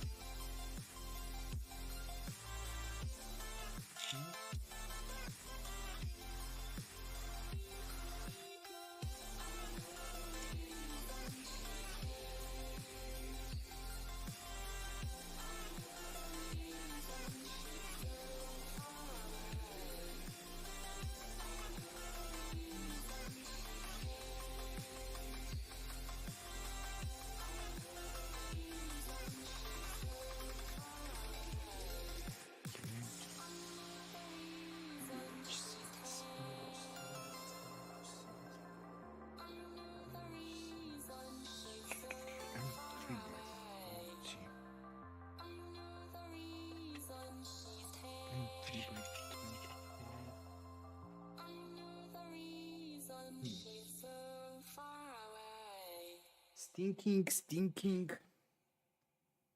And why do I have, how many of those I have?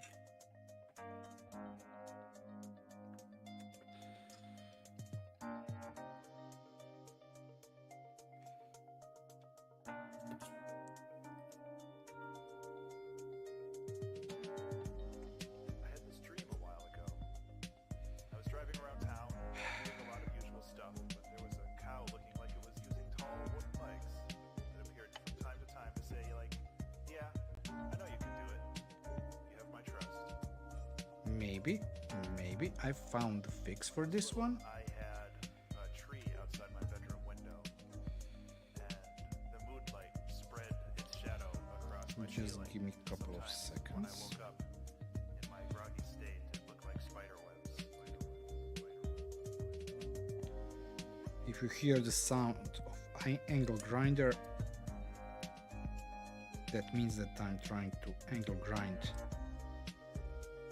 SHCS to BHCS.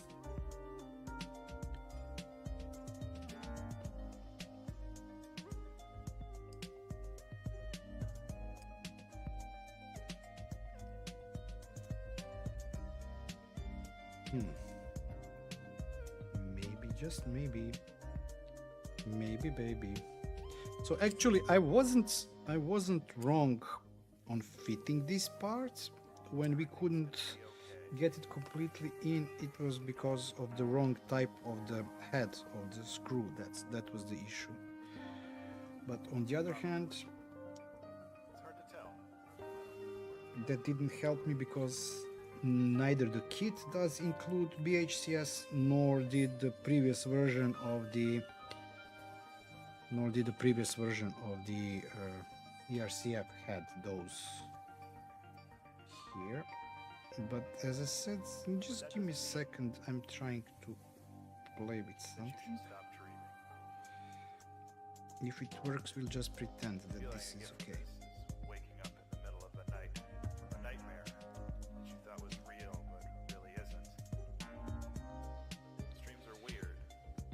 I'm receiving messages from, I would almost say, another continent. My daughter, younger one, is there. For a while, I was really scared of them. Like, it's definitely something that doesn't happen. I every day, cannot But once I knew tell what was at going what on continent. and why it was I happening, will be telling after she is home. it made a lot more sense, and I became okay with it. We live in a crazy world, so that information until she is in safe hand will not be public. But she is having really blast. Okay, it looks like oh no, it looks like everything is okay.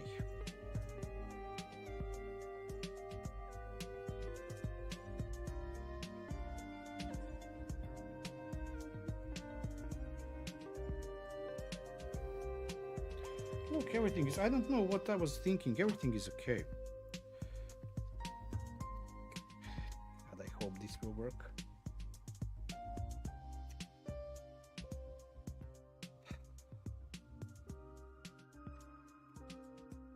No comment. So this should go like this. Let's check the manual what type of screws I need. I need M3 by 12 and I need M3 by 12 and I need M3 by 25.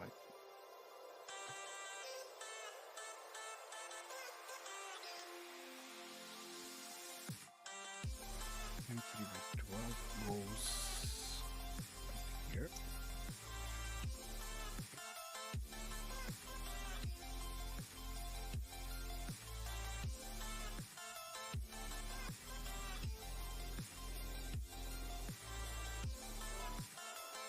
And M3 by 25. Floating through the clouds, a light emerges from beneath the sky. 3 by 25 goes here.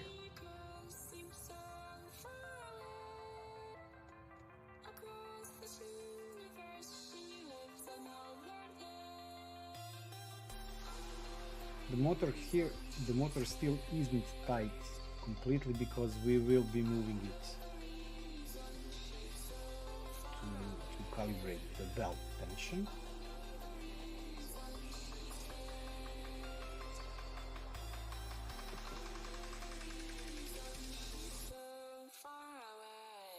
Okay, tight but not too tight.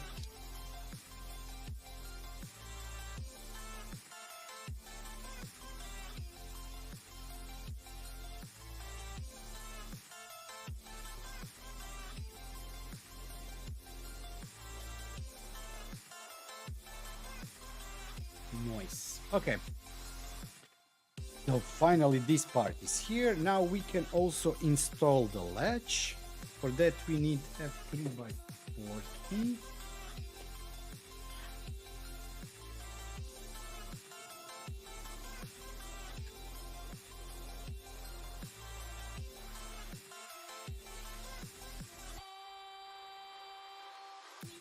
And the latch.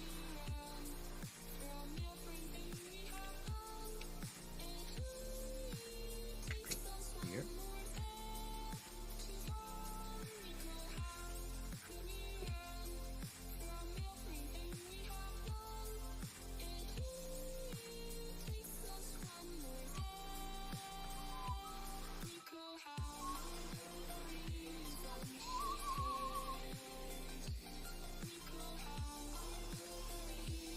I feel like Austin Powers.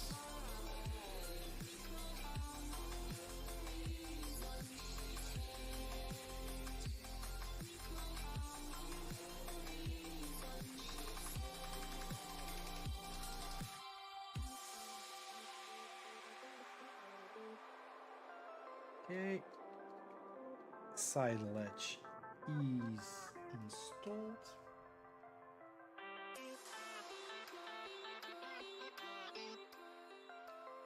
Noise.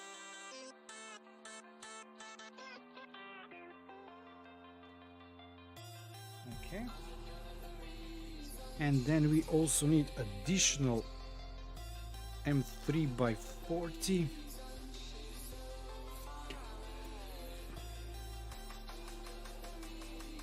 That goes here for the latch.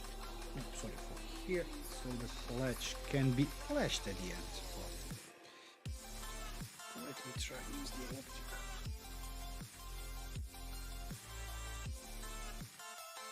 Again, feeling like Austin Powers, or how Johnny would say, it takes forever.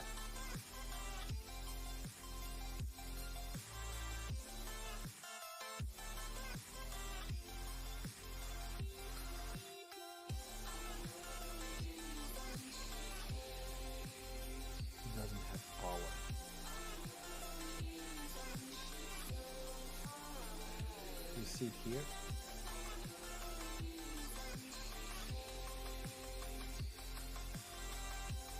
Come on.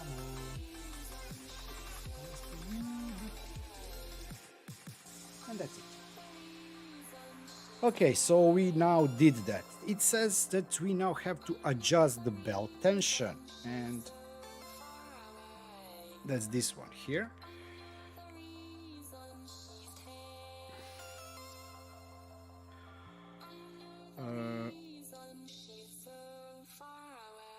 Let me close this latch.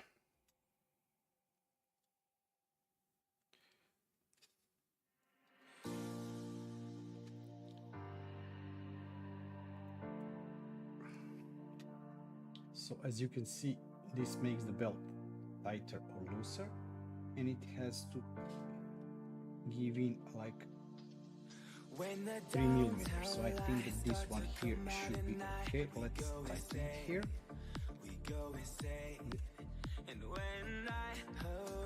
For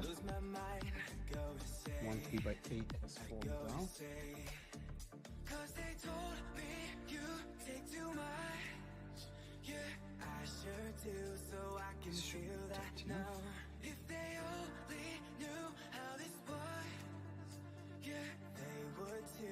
And this should be tight enough. This is the M3 by 8 that has fallen down.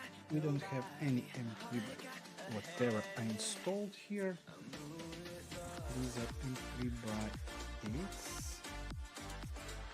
Let's put them in a box.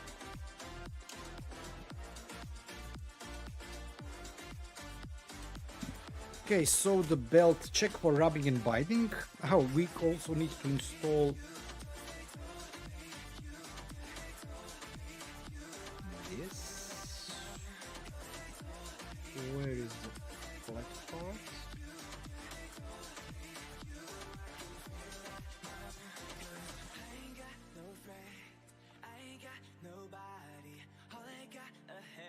Come on.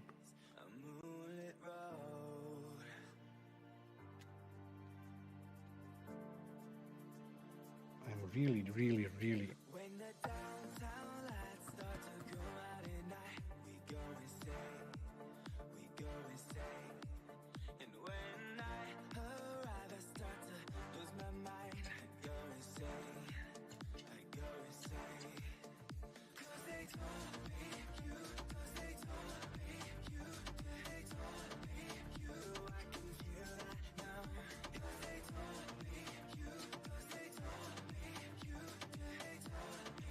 Yeah, how heavy it is, Johnny?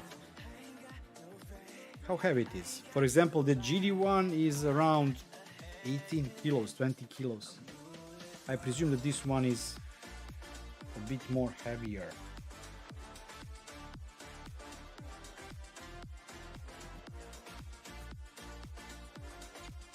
Okay, it looks like everything is okay. We now have to do exploded view. Do you know what exploded view means? A gearbox sub-bomb. We have gearbox bottom panel and gearbox top panel. Bottom panel and top panel. And for that we also need M3 by 8s SH. That's a couple of... Wow. Yeah, those idiots from whatever company delivered the GD, they just left it in front of the building. And I had fun time getting that one up by myself, but as I said, it's not 35, 36 kilos. It was like 20 something with the box and everything. But still it was... So I understand, yeah. Okay, so let's go to the overhead.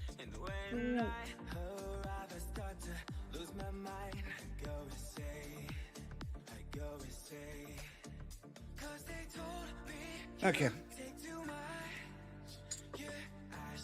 So what do I need? I need to check. Top panel goes above gearbox. This is the top panel.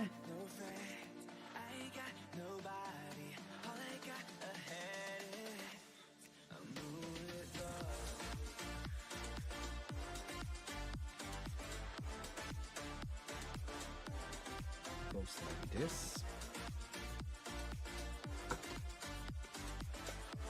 Needs 3 screws.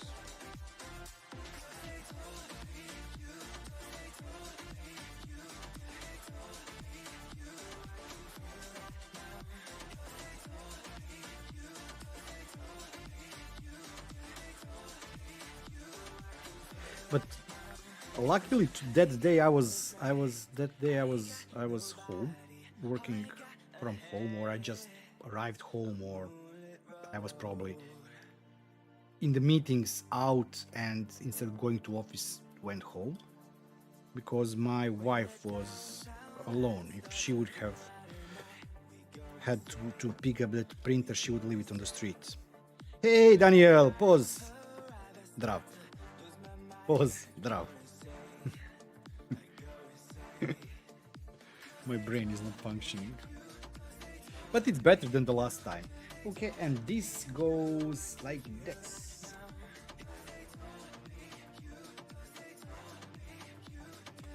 This goes like this. We need 1, 2,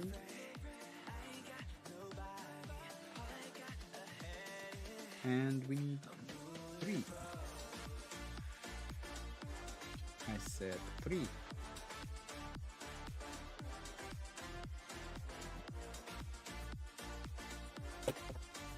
By the way, this is what you see me assembling here now. I will probably disassemble because I have to still solder those wires for the end switch. But yeah, it's no issue. I can probably just remove the top panel and reach the switch there. Here it is. That shouldn't be the problem.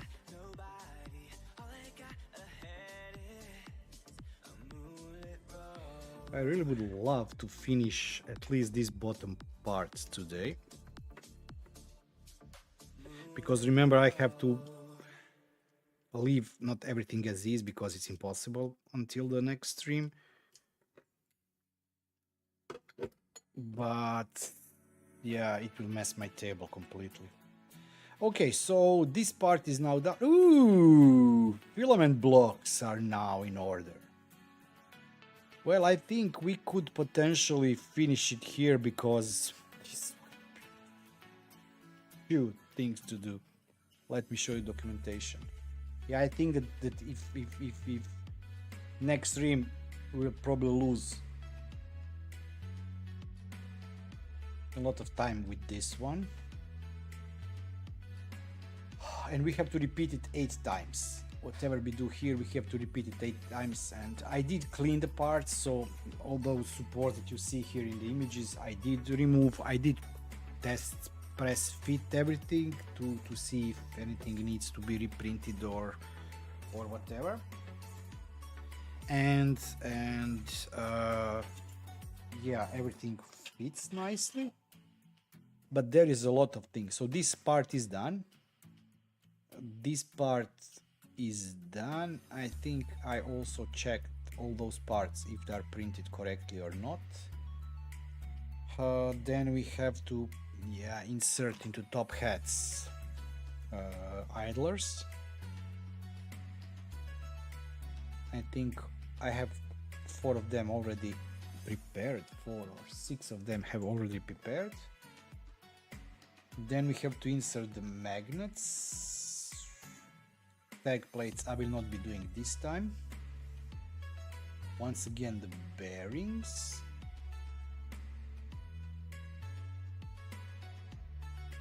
How many? So we have 8. 3 in the 2, 5 and 7. Okay. Then the latches, I have those. Once again, the magnets. Adapters. This is 1 magnet or 2? It looks like it's 2, but it's actually 1 magnet. And then trap and block assembly. This is the fun part. And 3x3 set screws.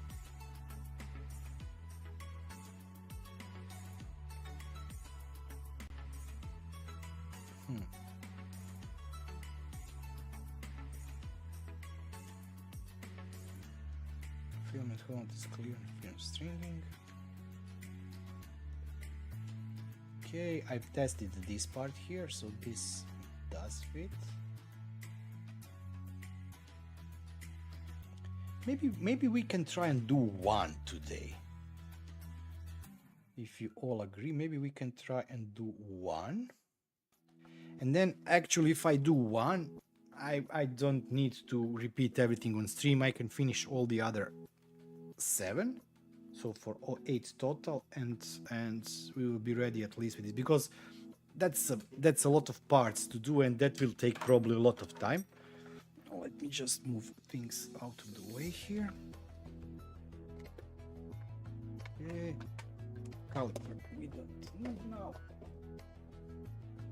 Boxes are falling down. London Bridge is falling down, falling down, down. London Bridge is falling down.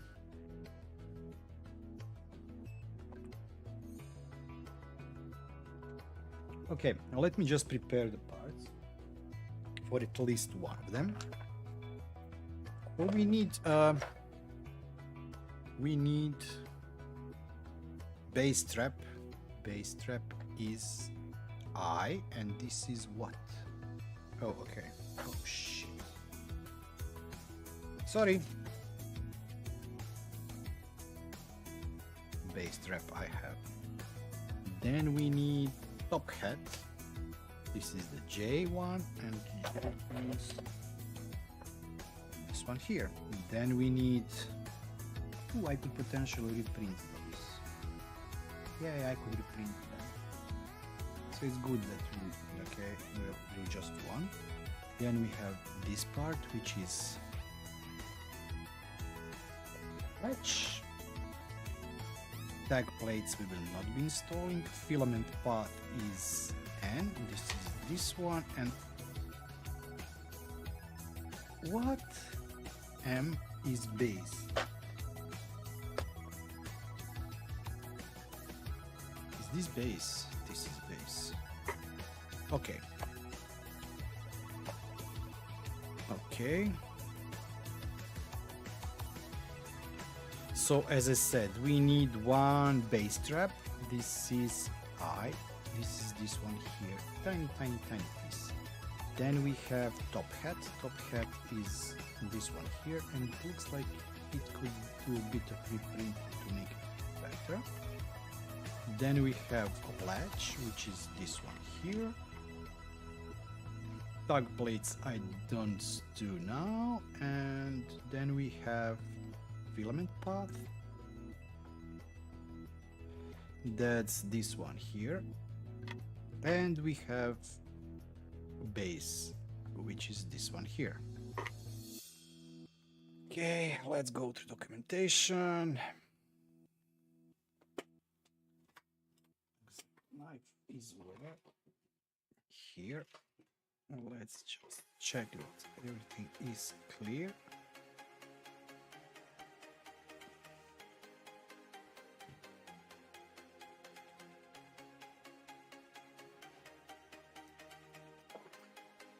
Hammer time.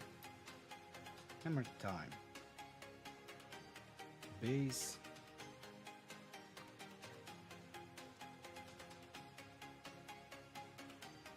This is okay. And then we also need top hat. Top hat is this one here. Here everything is okay.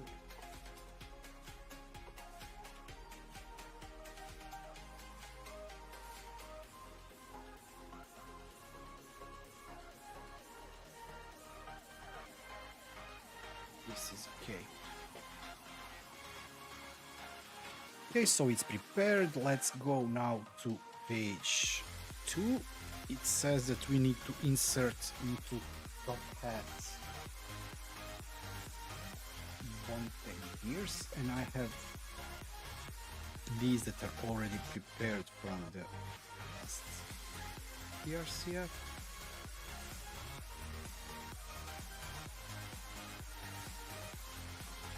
Let's check how it goes. It goes like this. This goes like this.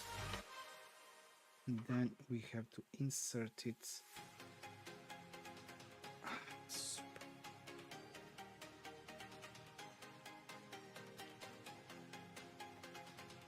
Need hard surface.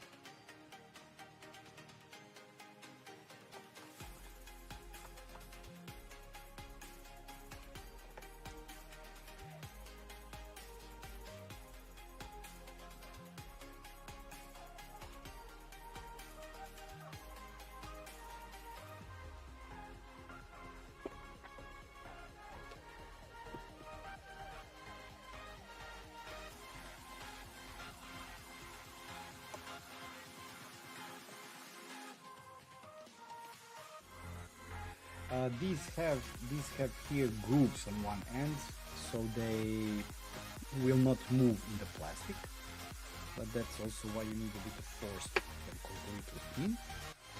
So the top hat is here and it's rotating freely.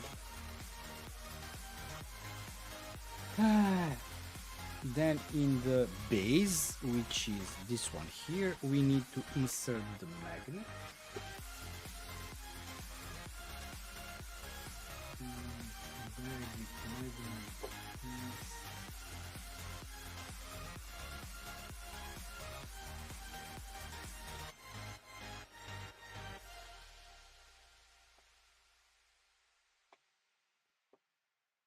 I've put it in the safe place because it was sticking to everything. Now I can find it. I do have here on the table from the original build plus also a lot of spare ones, but I wanted to find the ones included in the kit.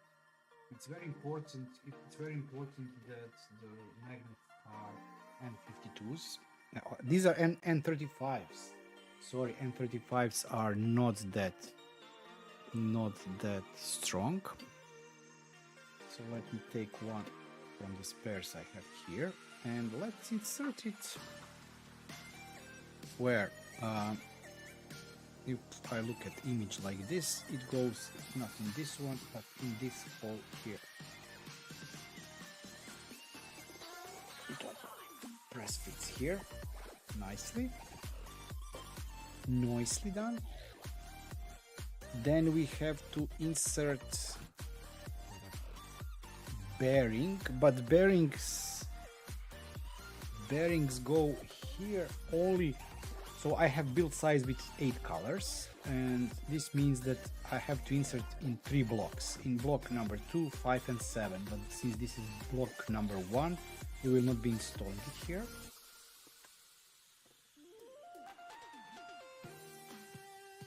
Then in the base we need to get a latch here. This is the latch.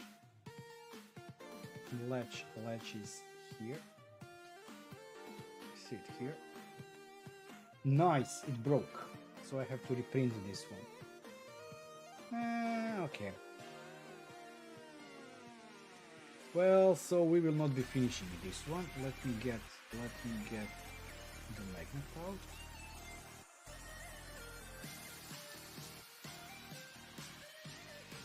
But this may be good time for me to close the stream. No, we will not be. Let's continue with. I know that this is broken and we cannot finish it. I can take the next one.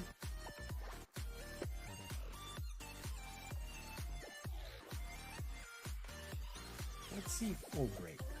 All break. Then I have to reprint all. Let me put the screw in. M3 by 16. M3 by 16. M3 by 16. 12.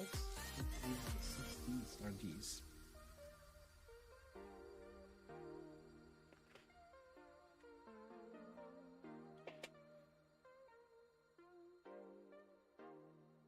You actually do not, you do need this latch, but you do not need to open it because there is a way how to close and open the top hat even with the latch not fully open. But I'm interested to see if one of them will break. So the issue I was having with some of the prints, depending on, I printed like 8 batches of material. Yeah, it is. It really takes days. It not takes days. Probably if I would not be streaming, I would do it like in couple of, or not a couple, like 4 hours, maybe 5. Because of the streaming, I also check the chat and talk and sometimes stop building, so that takes a bit longer. But it is very long project. Okay, so this is now flash. You close it like this. So as I was saying, I printed like 8 batches or 9 batches of everything, and I've noticed that I was having issues, and this is something that I was hoping that I will be able to reach that part to do it, but we haven't. So let me show you that part. Very interesting.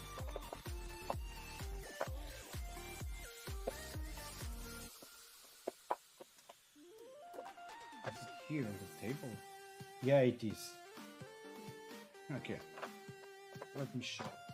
Just give me a second. More of them here on the desk.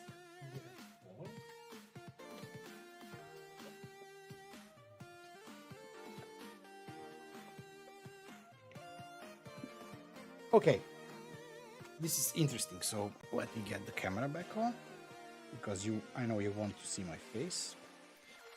So these are the parts that I started printing, and everything printed well except those two parts. So this is actually one part. This is, I think, the first print. And this is like worst part it printed out. This is overhang. It's printed like this. Then I reprinted it and it printed once again like this. It's like terrible, terrible. And mind you, everything else, including the test print, printed perfectly. And there were actually two things. First was the moisture in the filament. During that time when I was printing, it was raining and the printer is outside and the spools are in the open. So they are just like stuck on the printer and printing, and it looks like the ABS like got saturated with the humidity. And I was printing 4 of those and they simply wouldn't stick on the build plate. No matter what I did, I cleaned it like a million times. After a layer or two, it would just simply didn't want to stick. And then I inserted the filament in the dryer, the new one that arrived a couple of days ago, and started to print perfectly. But I still had problem with that one of those. I think this one was printed after the filament was dried and it still didn't print, no matter how I tried. Then just before the stream, I did 2 of these.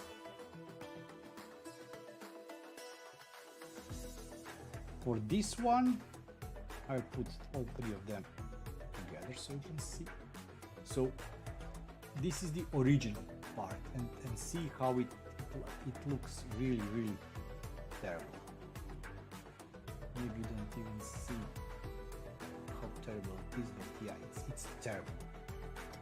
Then just around an hour before the stream or half an hour before the stream, I printed this part. It still has 2 artifacts here, but it's like you cannot even compare the quality of the print. The difference with this one is that I lowered the temperature from 250 degrees for ABS so it was like 255 for the first layer, then 250 for layers above first layer. Everything else remained the same. Then I reprinted it, and this one is even better. There is only one small tiny artifact that you really have to look closely to see here. And this one is back to original 250 by 255 for first layer and 250 everything else. So these are printed at 250 and this was printed at 250. But here was the maximum vent for the cooling of the part was 80% and this one is 100%. And if you are into 3D printing in any way, people forget. And this is something that I didn't forget, but I was thinking that 80% was enough. ABS also needs cooling. Remember, this is printed in the heated chamber. I've set for this print heated chamber at 48 degrees. For this one was set to 45 degrees, so only 3 degrees lower. But this one had 80% cooling and this one had 100% cooling. And you can see the difference in the quality of print. This is with 100% cooling and this is with 80% cooling. Same temperature. This was even hotter because the sun was heating the printer. This was printed with the internal temperature in the chamber of 51 degrees. This was 48. You just need to have maximum cooling for steep overhangs. And the myth is that for ABS you do not need cooling. You need cooling. You need cooling. So yeah, so I've saved these parts just to show you everything is same except the fan for the part cooling. These two are terrible. This has 80% cooling, but it has lower temperature for the print. And this is standard temperature for printing with better cooling. Yeah. Okay, these I can also throw in there. I just saved them to be able to show you here. These we unfortunately do not need. And back to this part that we just installed. Let's see if this one will also break. No. And do you know why it didn't break? Because the screw got inside this part and the screw is taking some of the pressure and keeping the part intact. Okay, we said that we want to finish building this one. Let me just insert the magnet. Okay, let's go to next image. Then we have to go repel. Okay, we need another magnet.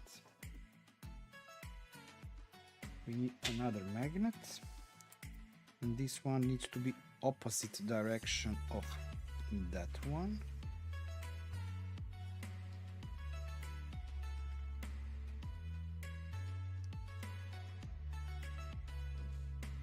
Okay, so these are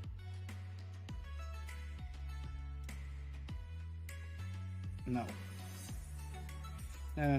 this is bad. Let me check. This goes like this. Yeah, it's wrong. It should be opposite direction.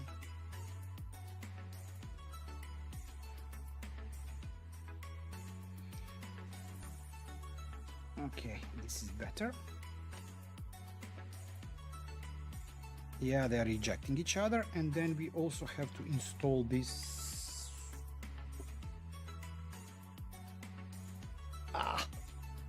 Dang, coupler here.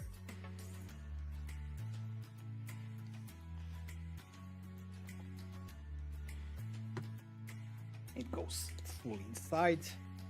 This is used to hold the PTFE tube. Next, let's see what else we have to do. Oh shoot.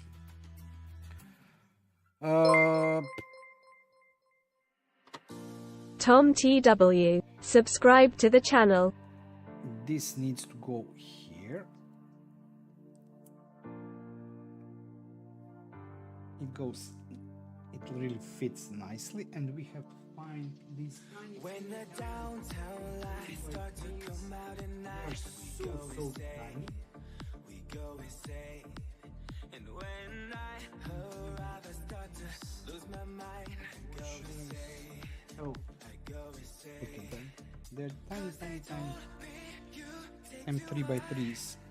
Yeah, I sure do, so I can feel that now. If they only knew how this was, yeah, they would too. Just And the screw needs to go. I ain't got no friends, I ain't got nobody. All I got ahead Do I have anything tiny? This is 2. This is 1.5. Yeah, 1.5.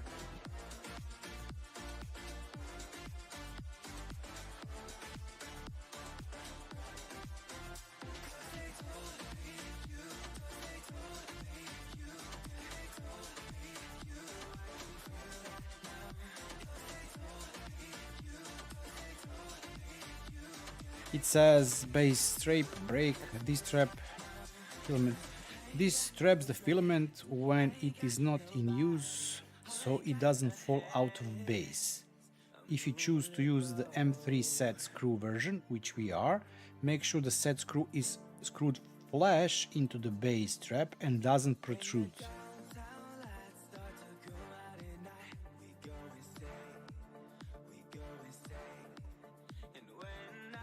Okay, this is it. This is it. Okay. Also make sure the filament hole in the base trap is clear. It is clear. Then next thing is for us to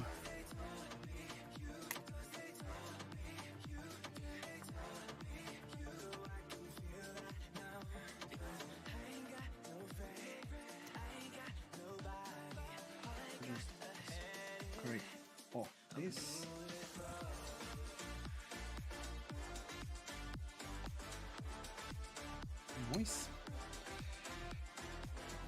And this has to press fit together.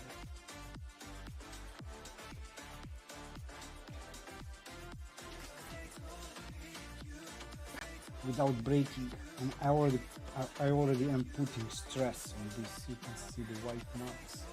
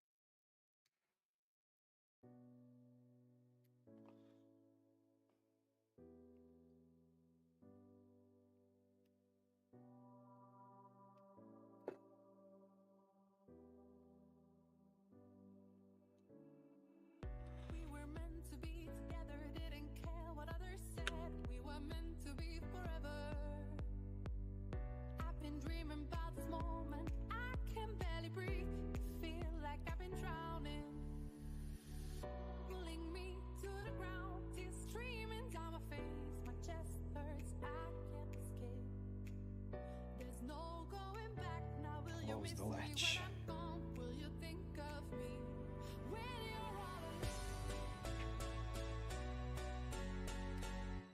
Okay, so the latch is closed and this part is here. It does move tiny bit, as you can see. Okay, fit check. Insert top hat hinge into the groove on the filament part. Close the latch.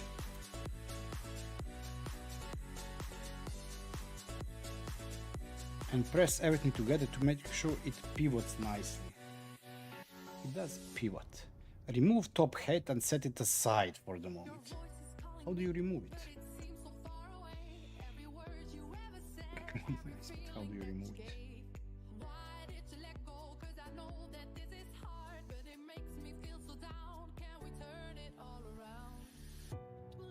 Okay, removed it. When snapped together, the filament block parts should pivot freely on the rear hinge. They do pivot, but it's not that much. It's like tiny bit. You see, it does pivot a bit.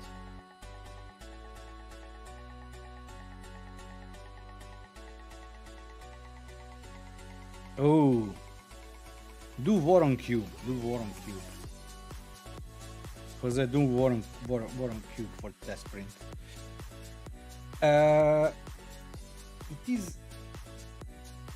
It is repelled, but just tiny bit. I don't know if it should move more or not. Everything looks okay. Okay. If the parts interfere or bind as you press them together, you will need to disassemble them. Use smile file blah blah to clean out this blah, blah, blah, and square up the corners. Depending on how well calibrated the printer is, you might also need to lightly sand or file. Remove the filament part and set it aside.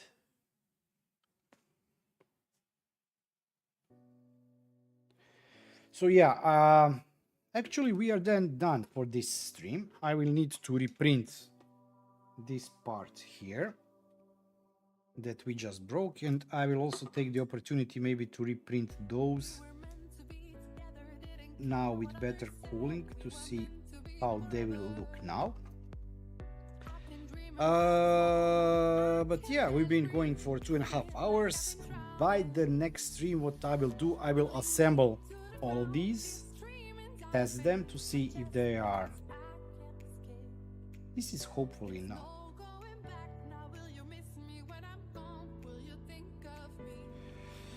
Why this is actually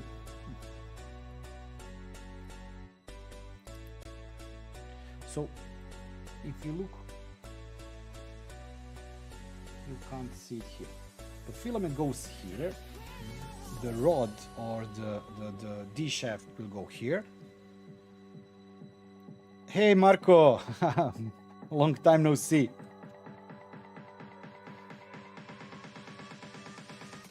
And this will need to engage the filament when it finishes. I don't know if you can see it or not.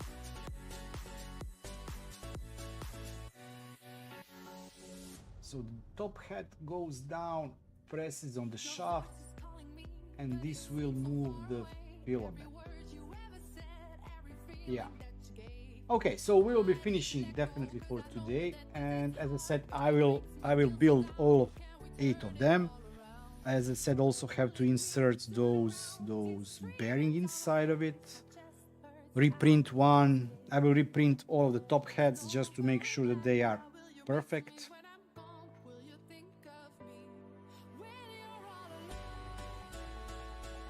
So yeah, I also have to clean out the mess. My family will not be happy to have everything lying around, but yeah. Once again, thanks everybody for joining the stream. We'll probably next weekend continue with the build. Until then, I will try to. What I will definitely do, I will move all of the screws back into the drawers, so it will be easier to find things around, because as I said, yeah, it will simply make assembly faster. Don't forget to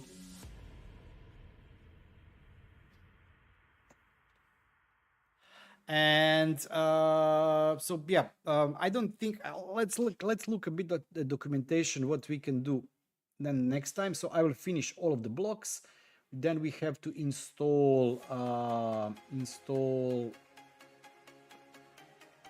gears once again, and then install each of the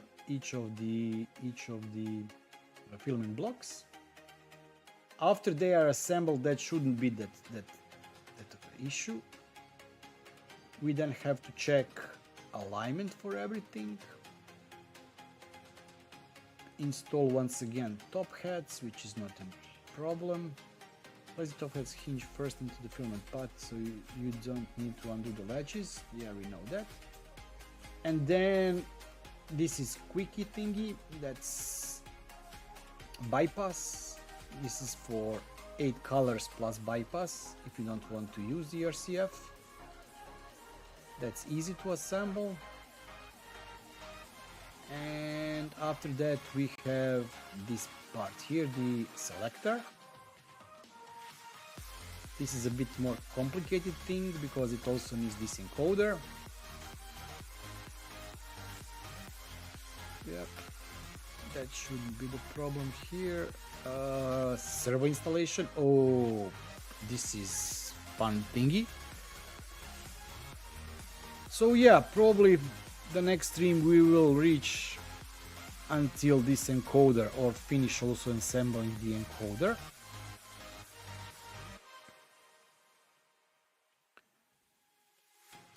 And let's see how many parts we have here. Okay, this one is not that hard. Maybe we will manage to do this part on the next stream.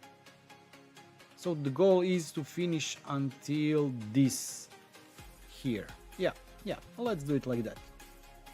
I will prepare everything, all the filament blocks, and that's it. Thank you once again for joining the stream. I'm back to printing. I have to make sure that the filament is dry. I think that the black filament has been left outside on the balcony where it was raining, so I have to make sure that it is dry. I'm currently testing one new filament dryer. I've shown the image from that one on the Twitter. It's added to Home Assistant already and to Tuya app, and I'm not sure how the review will go, because if one thing didn't happen with it, I would say it's a really good device. It manages to go up 68 degrees. In 4 or 5 hours the ABS was completely dry. It was like 18 degrees of humidity, or sorry, 18% of humidity. but you will see the video. One thing is that makes it very hard to recommend. But I will leave that as a spoiler for next one, and don't forget to subscribe. I'll be seeing you all. Hope you have awesome rest of the weekend.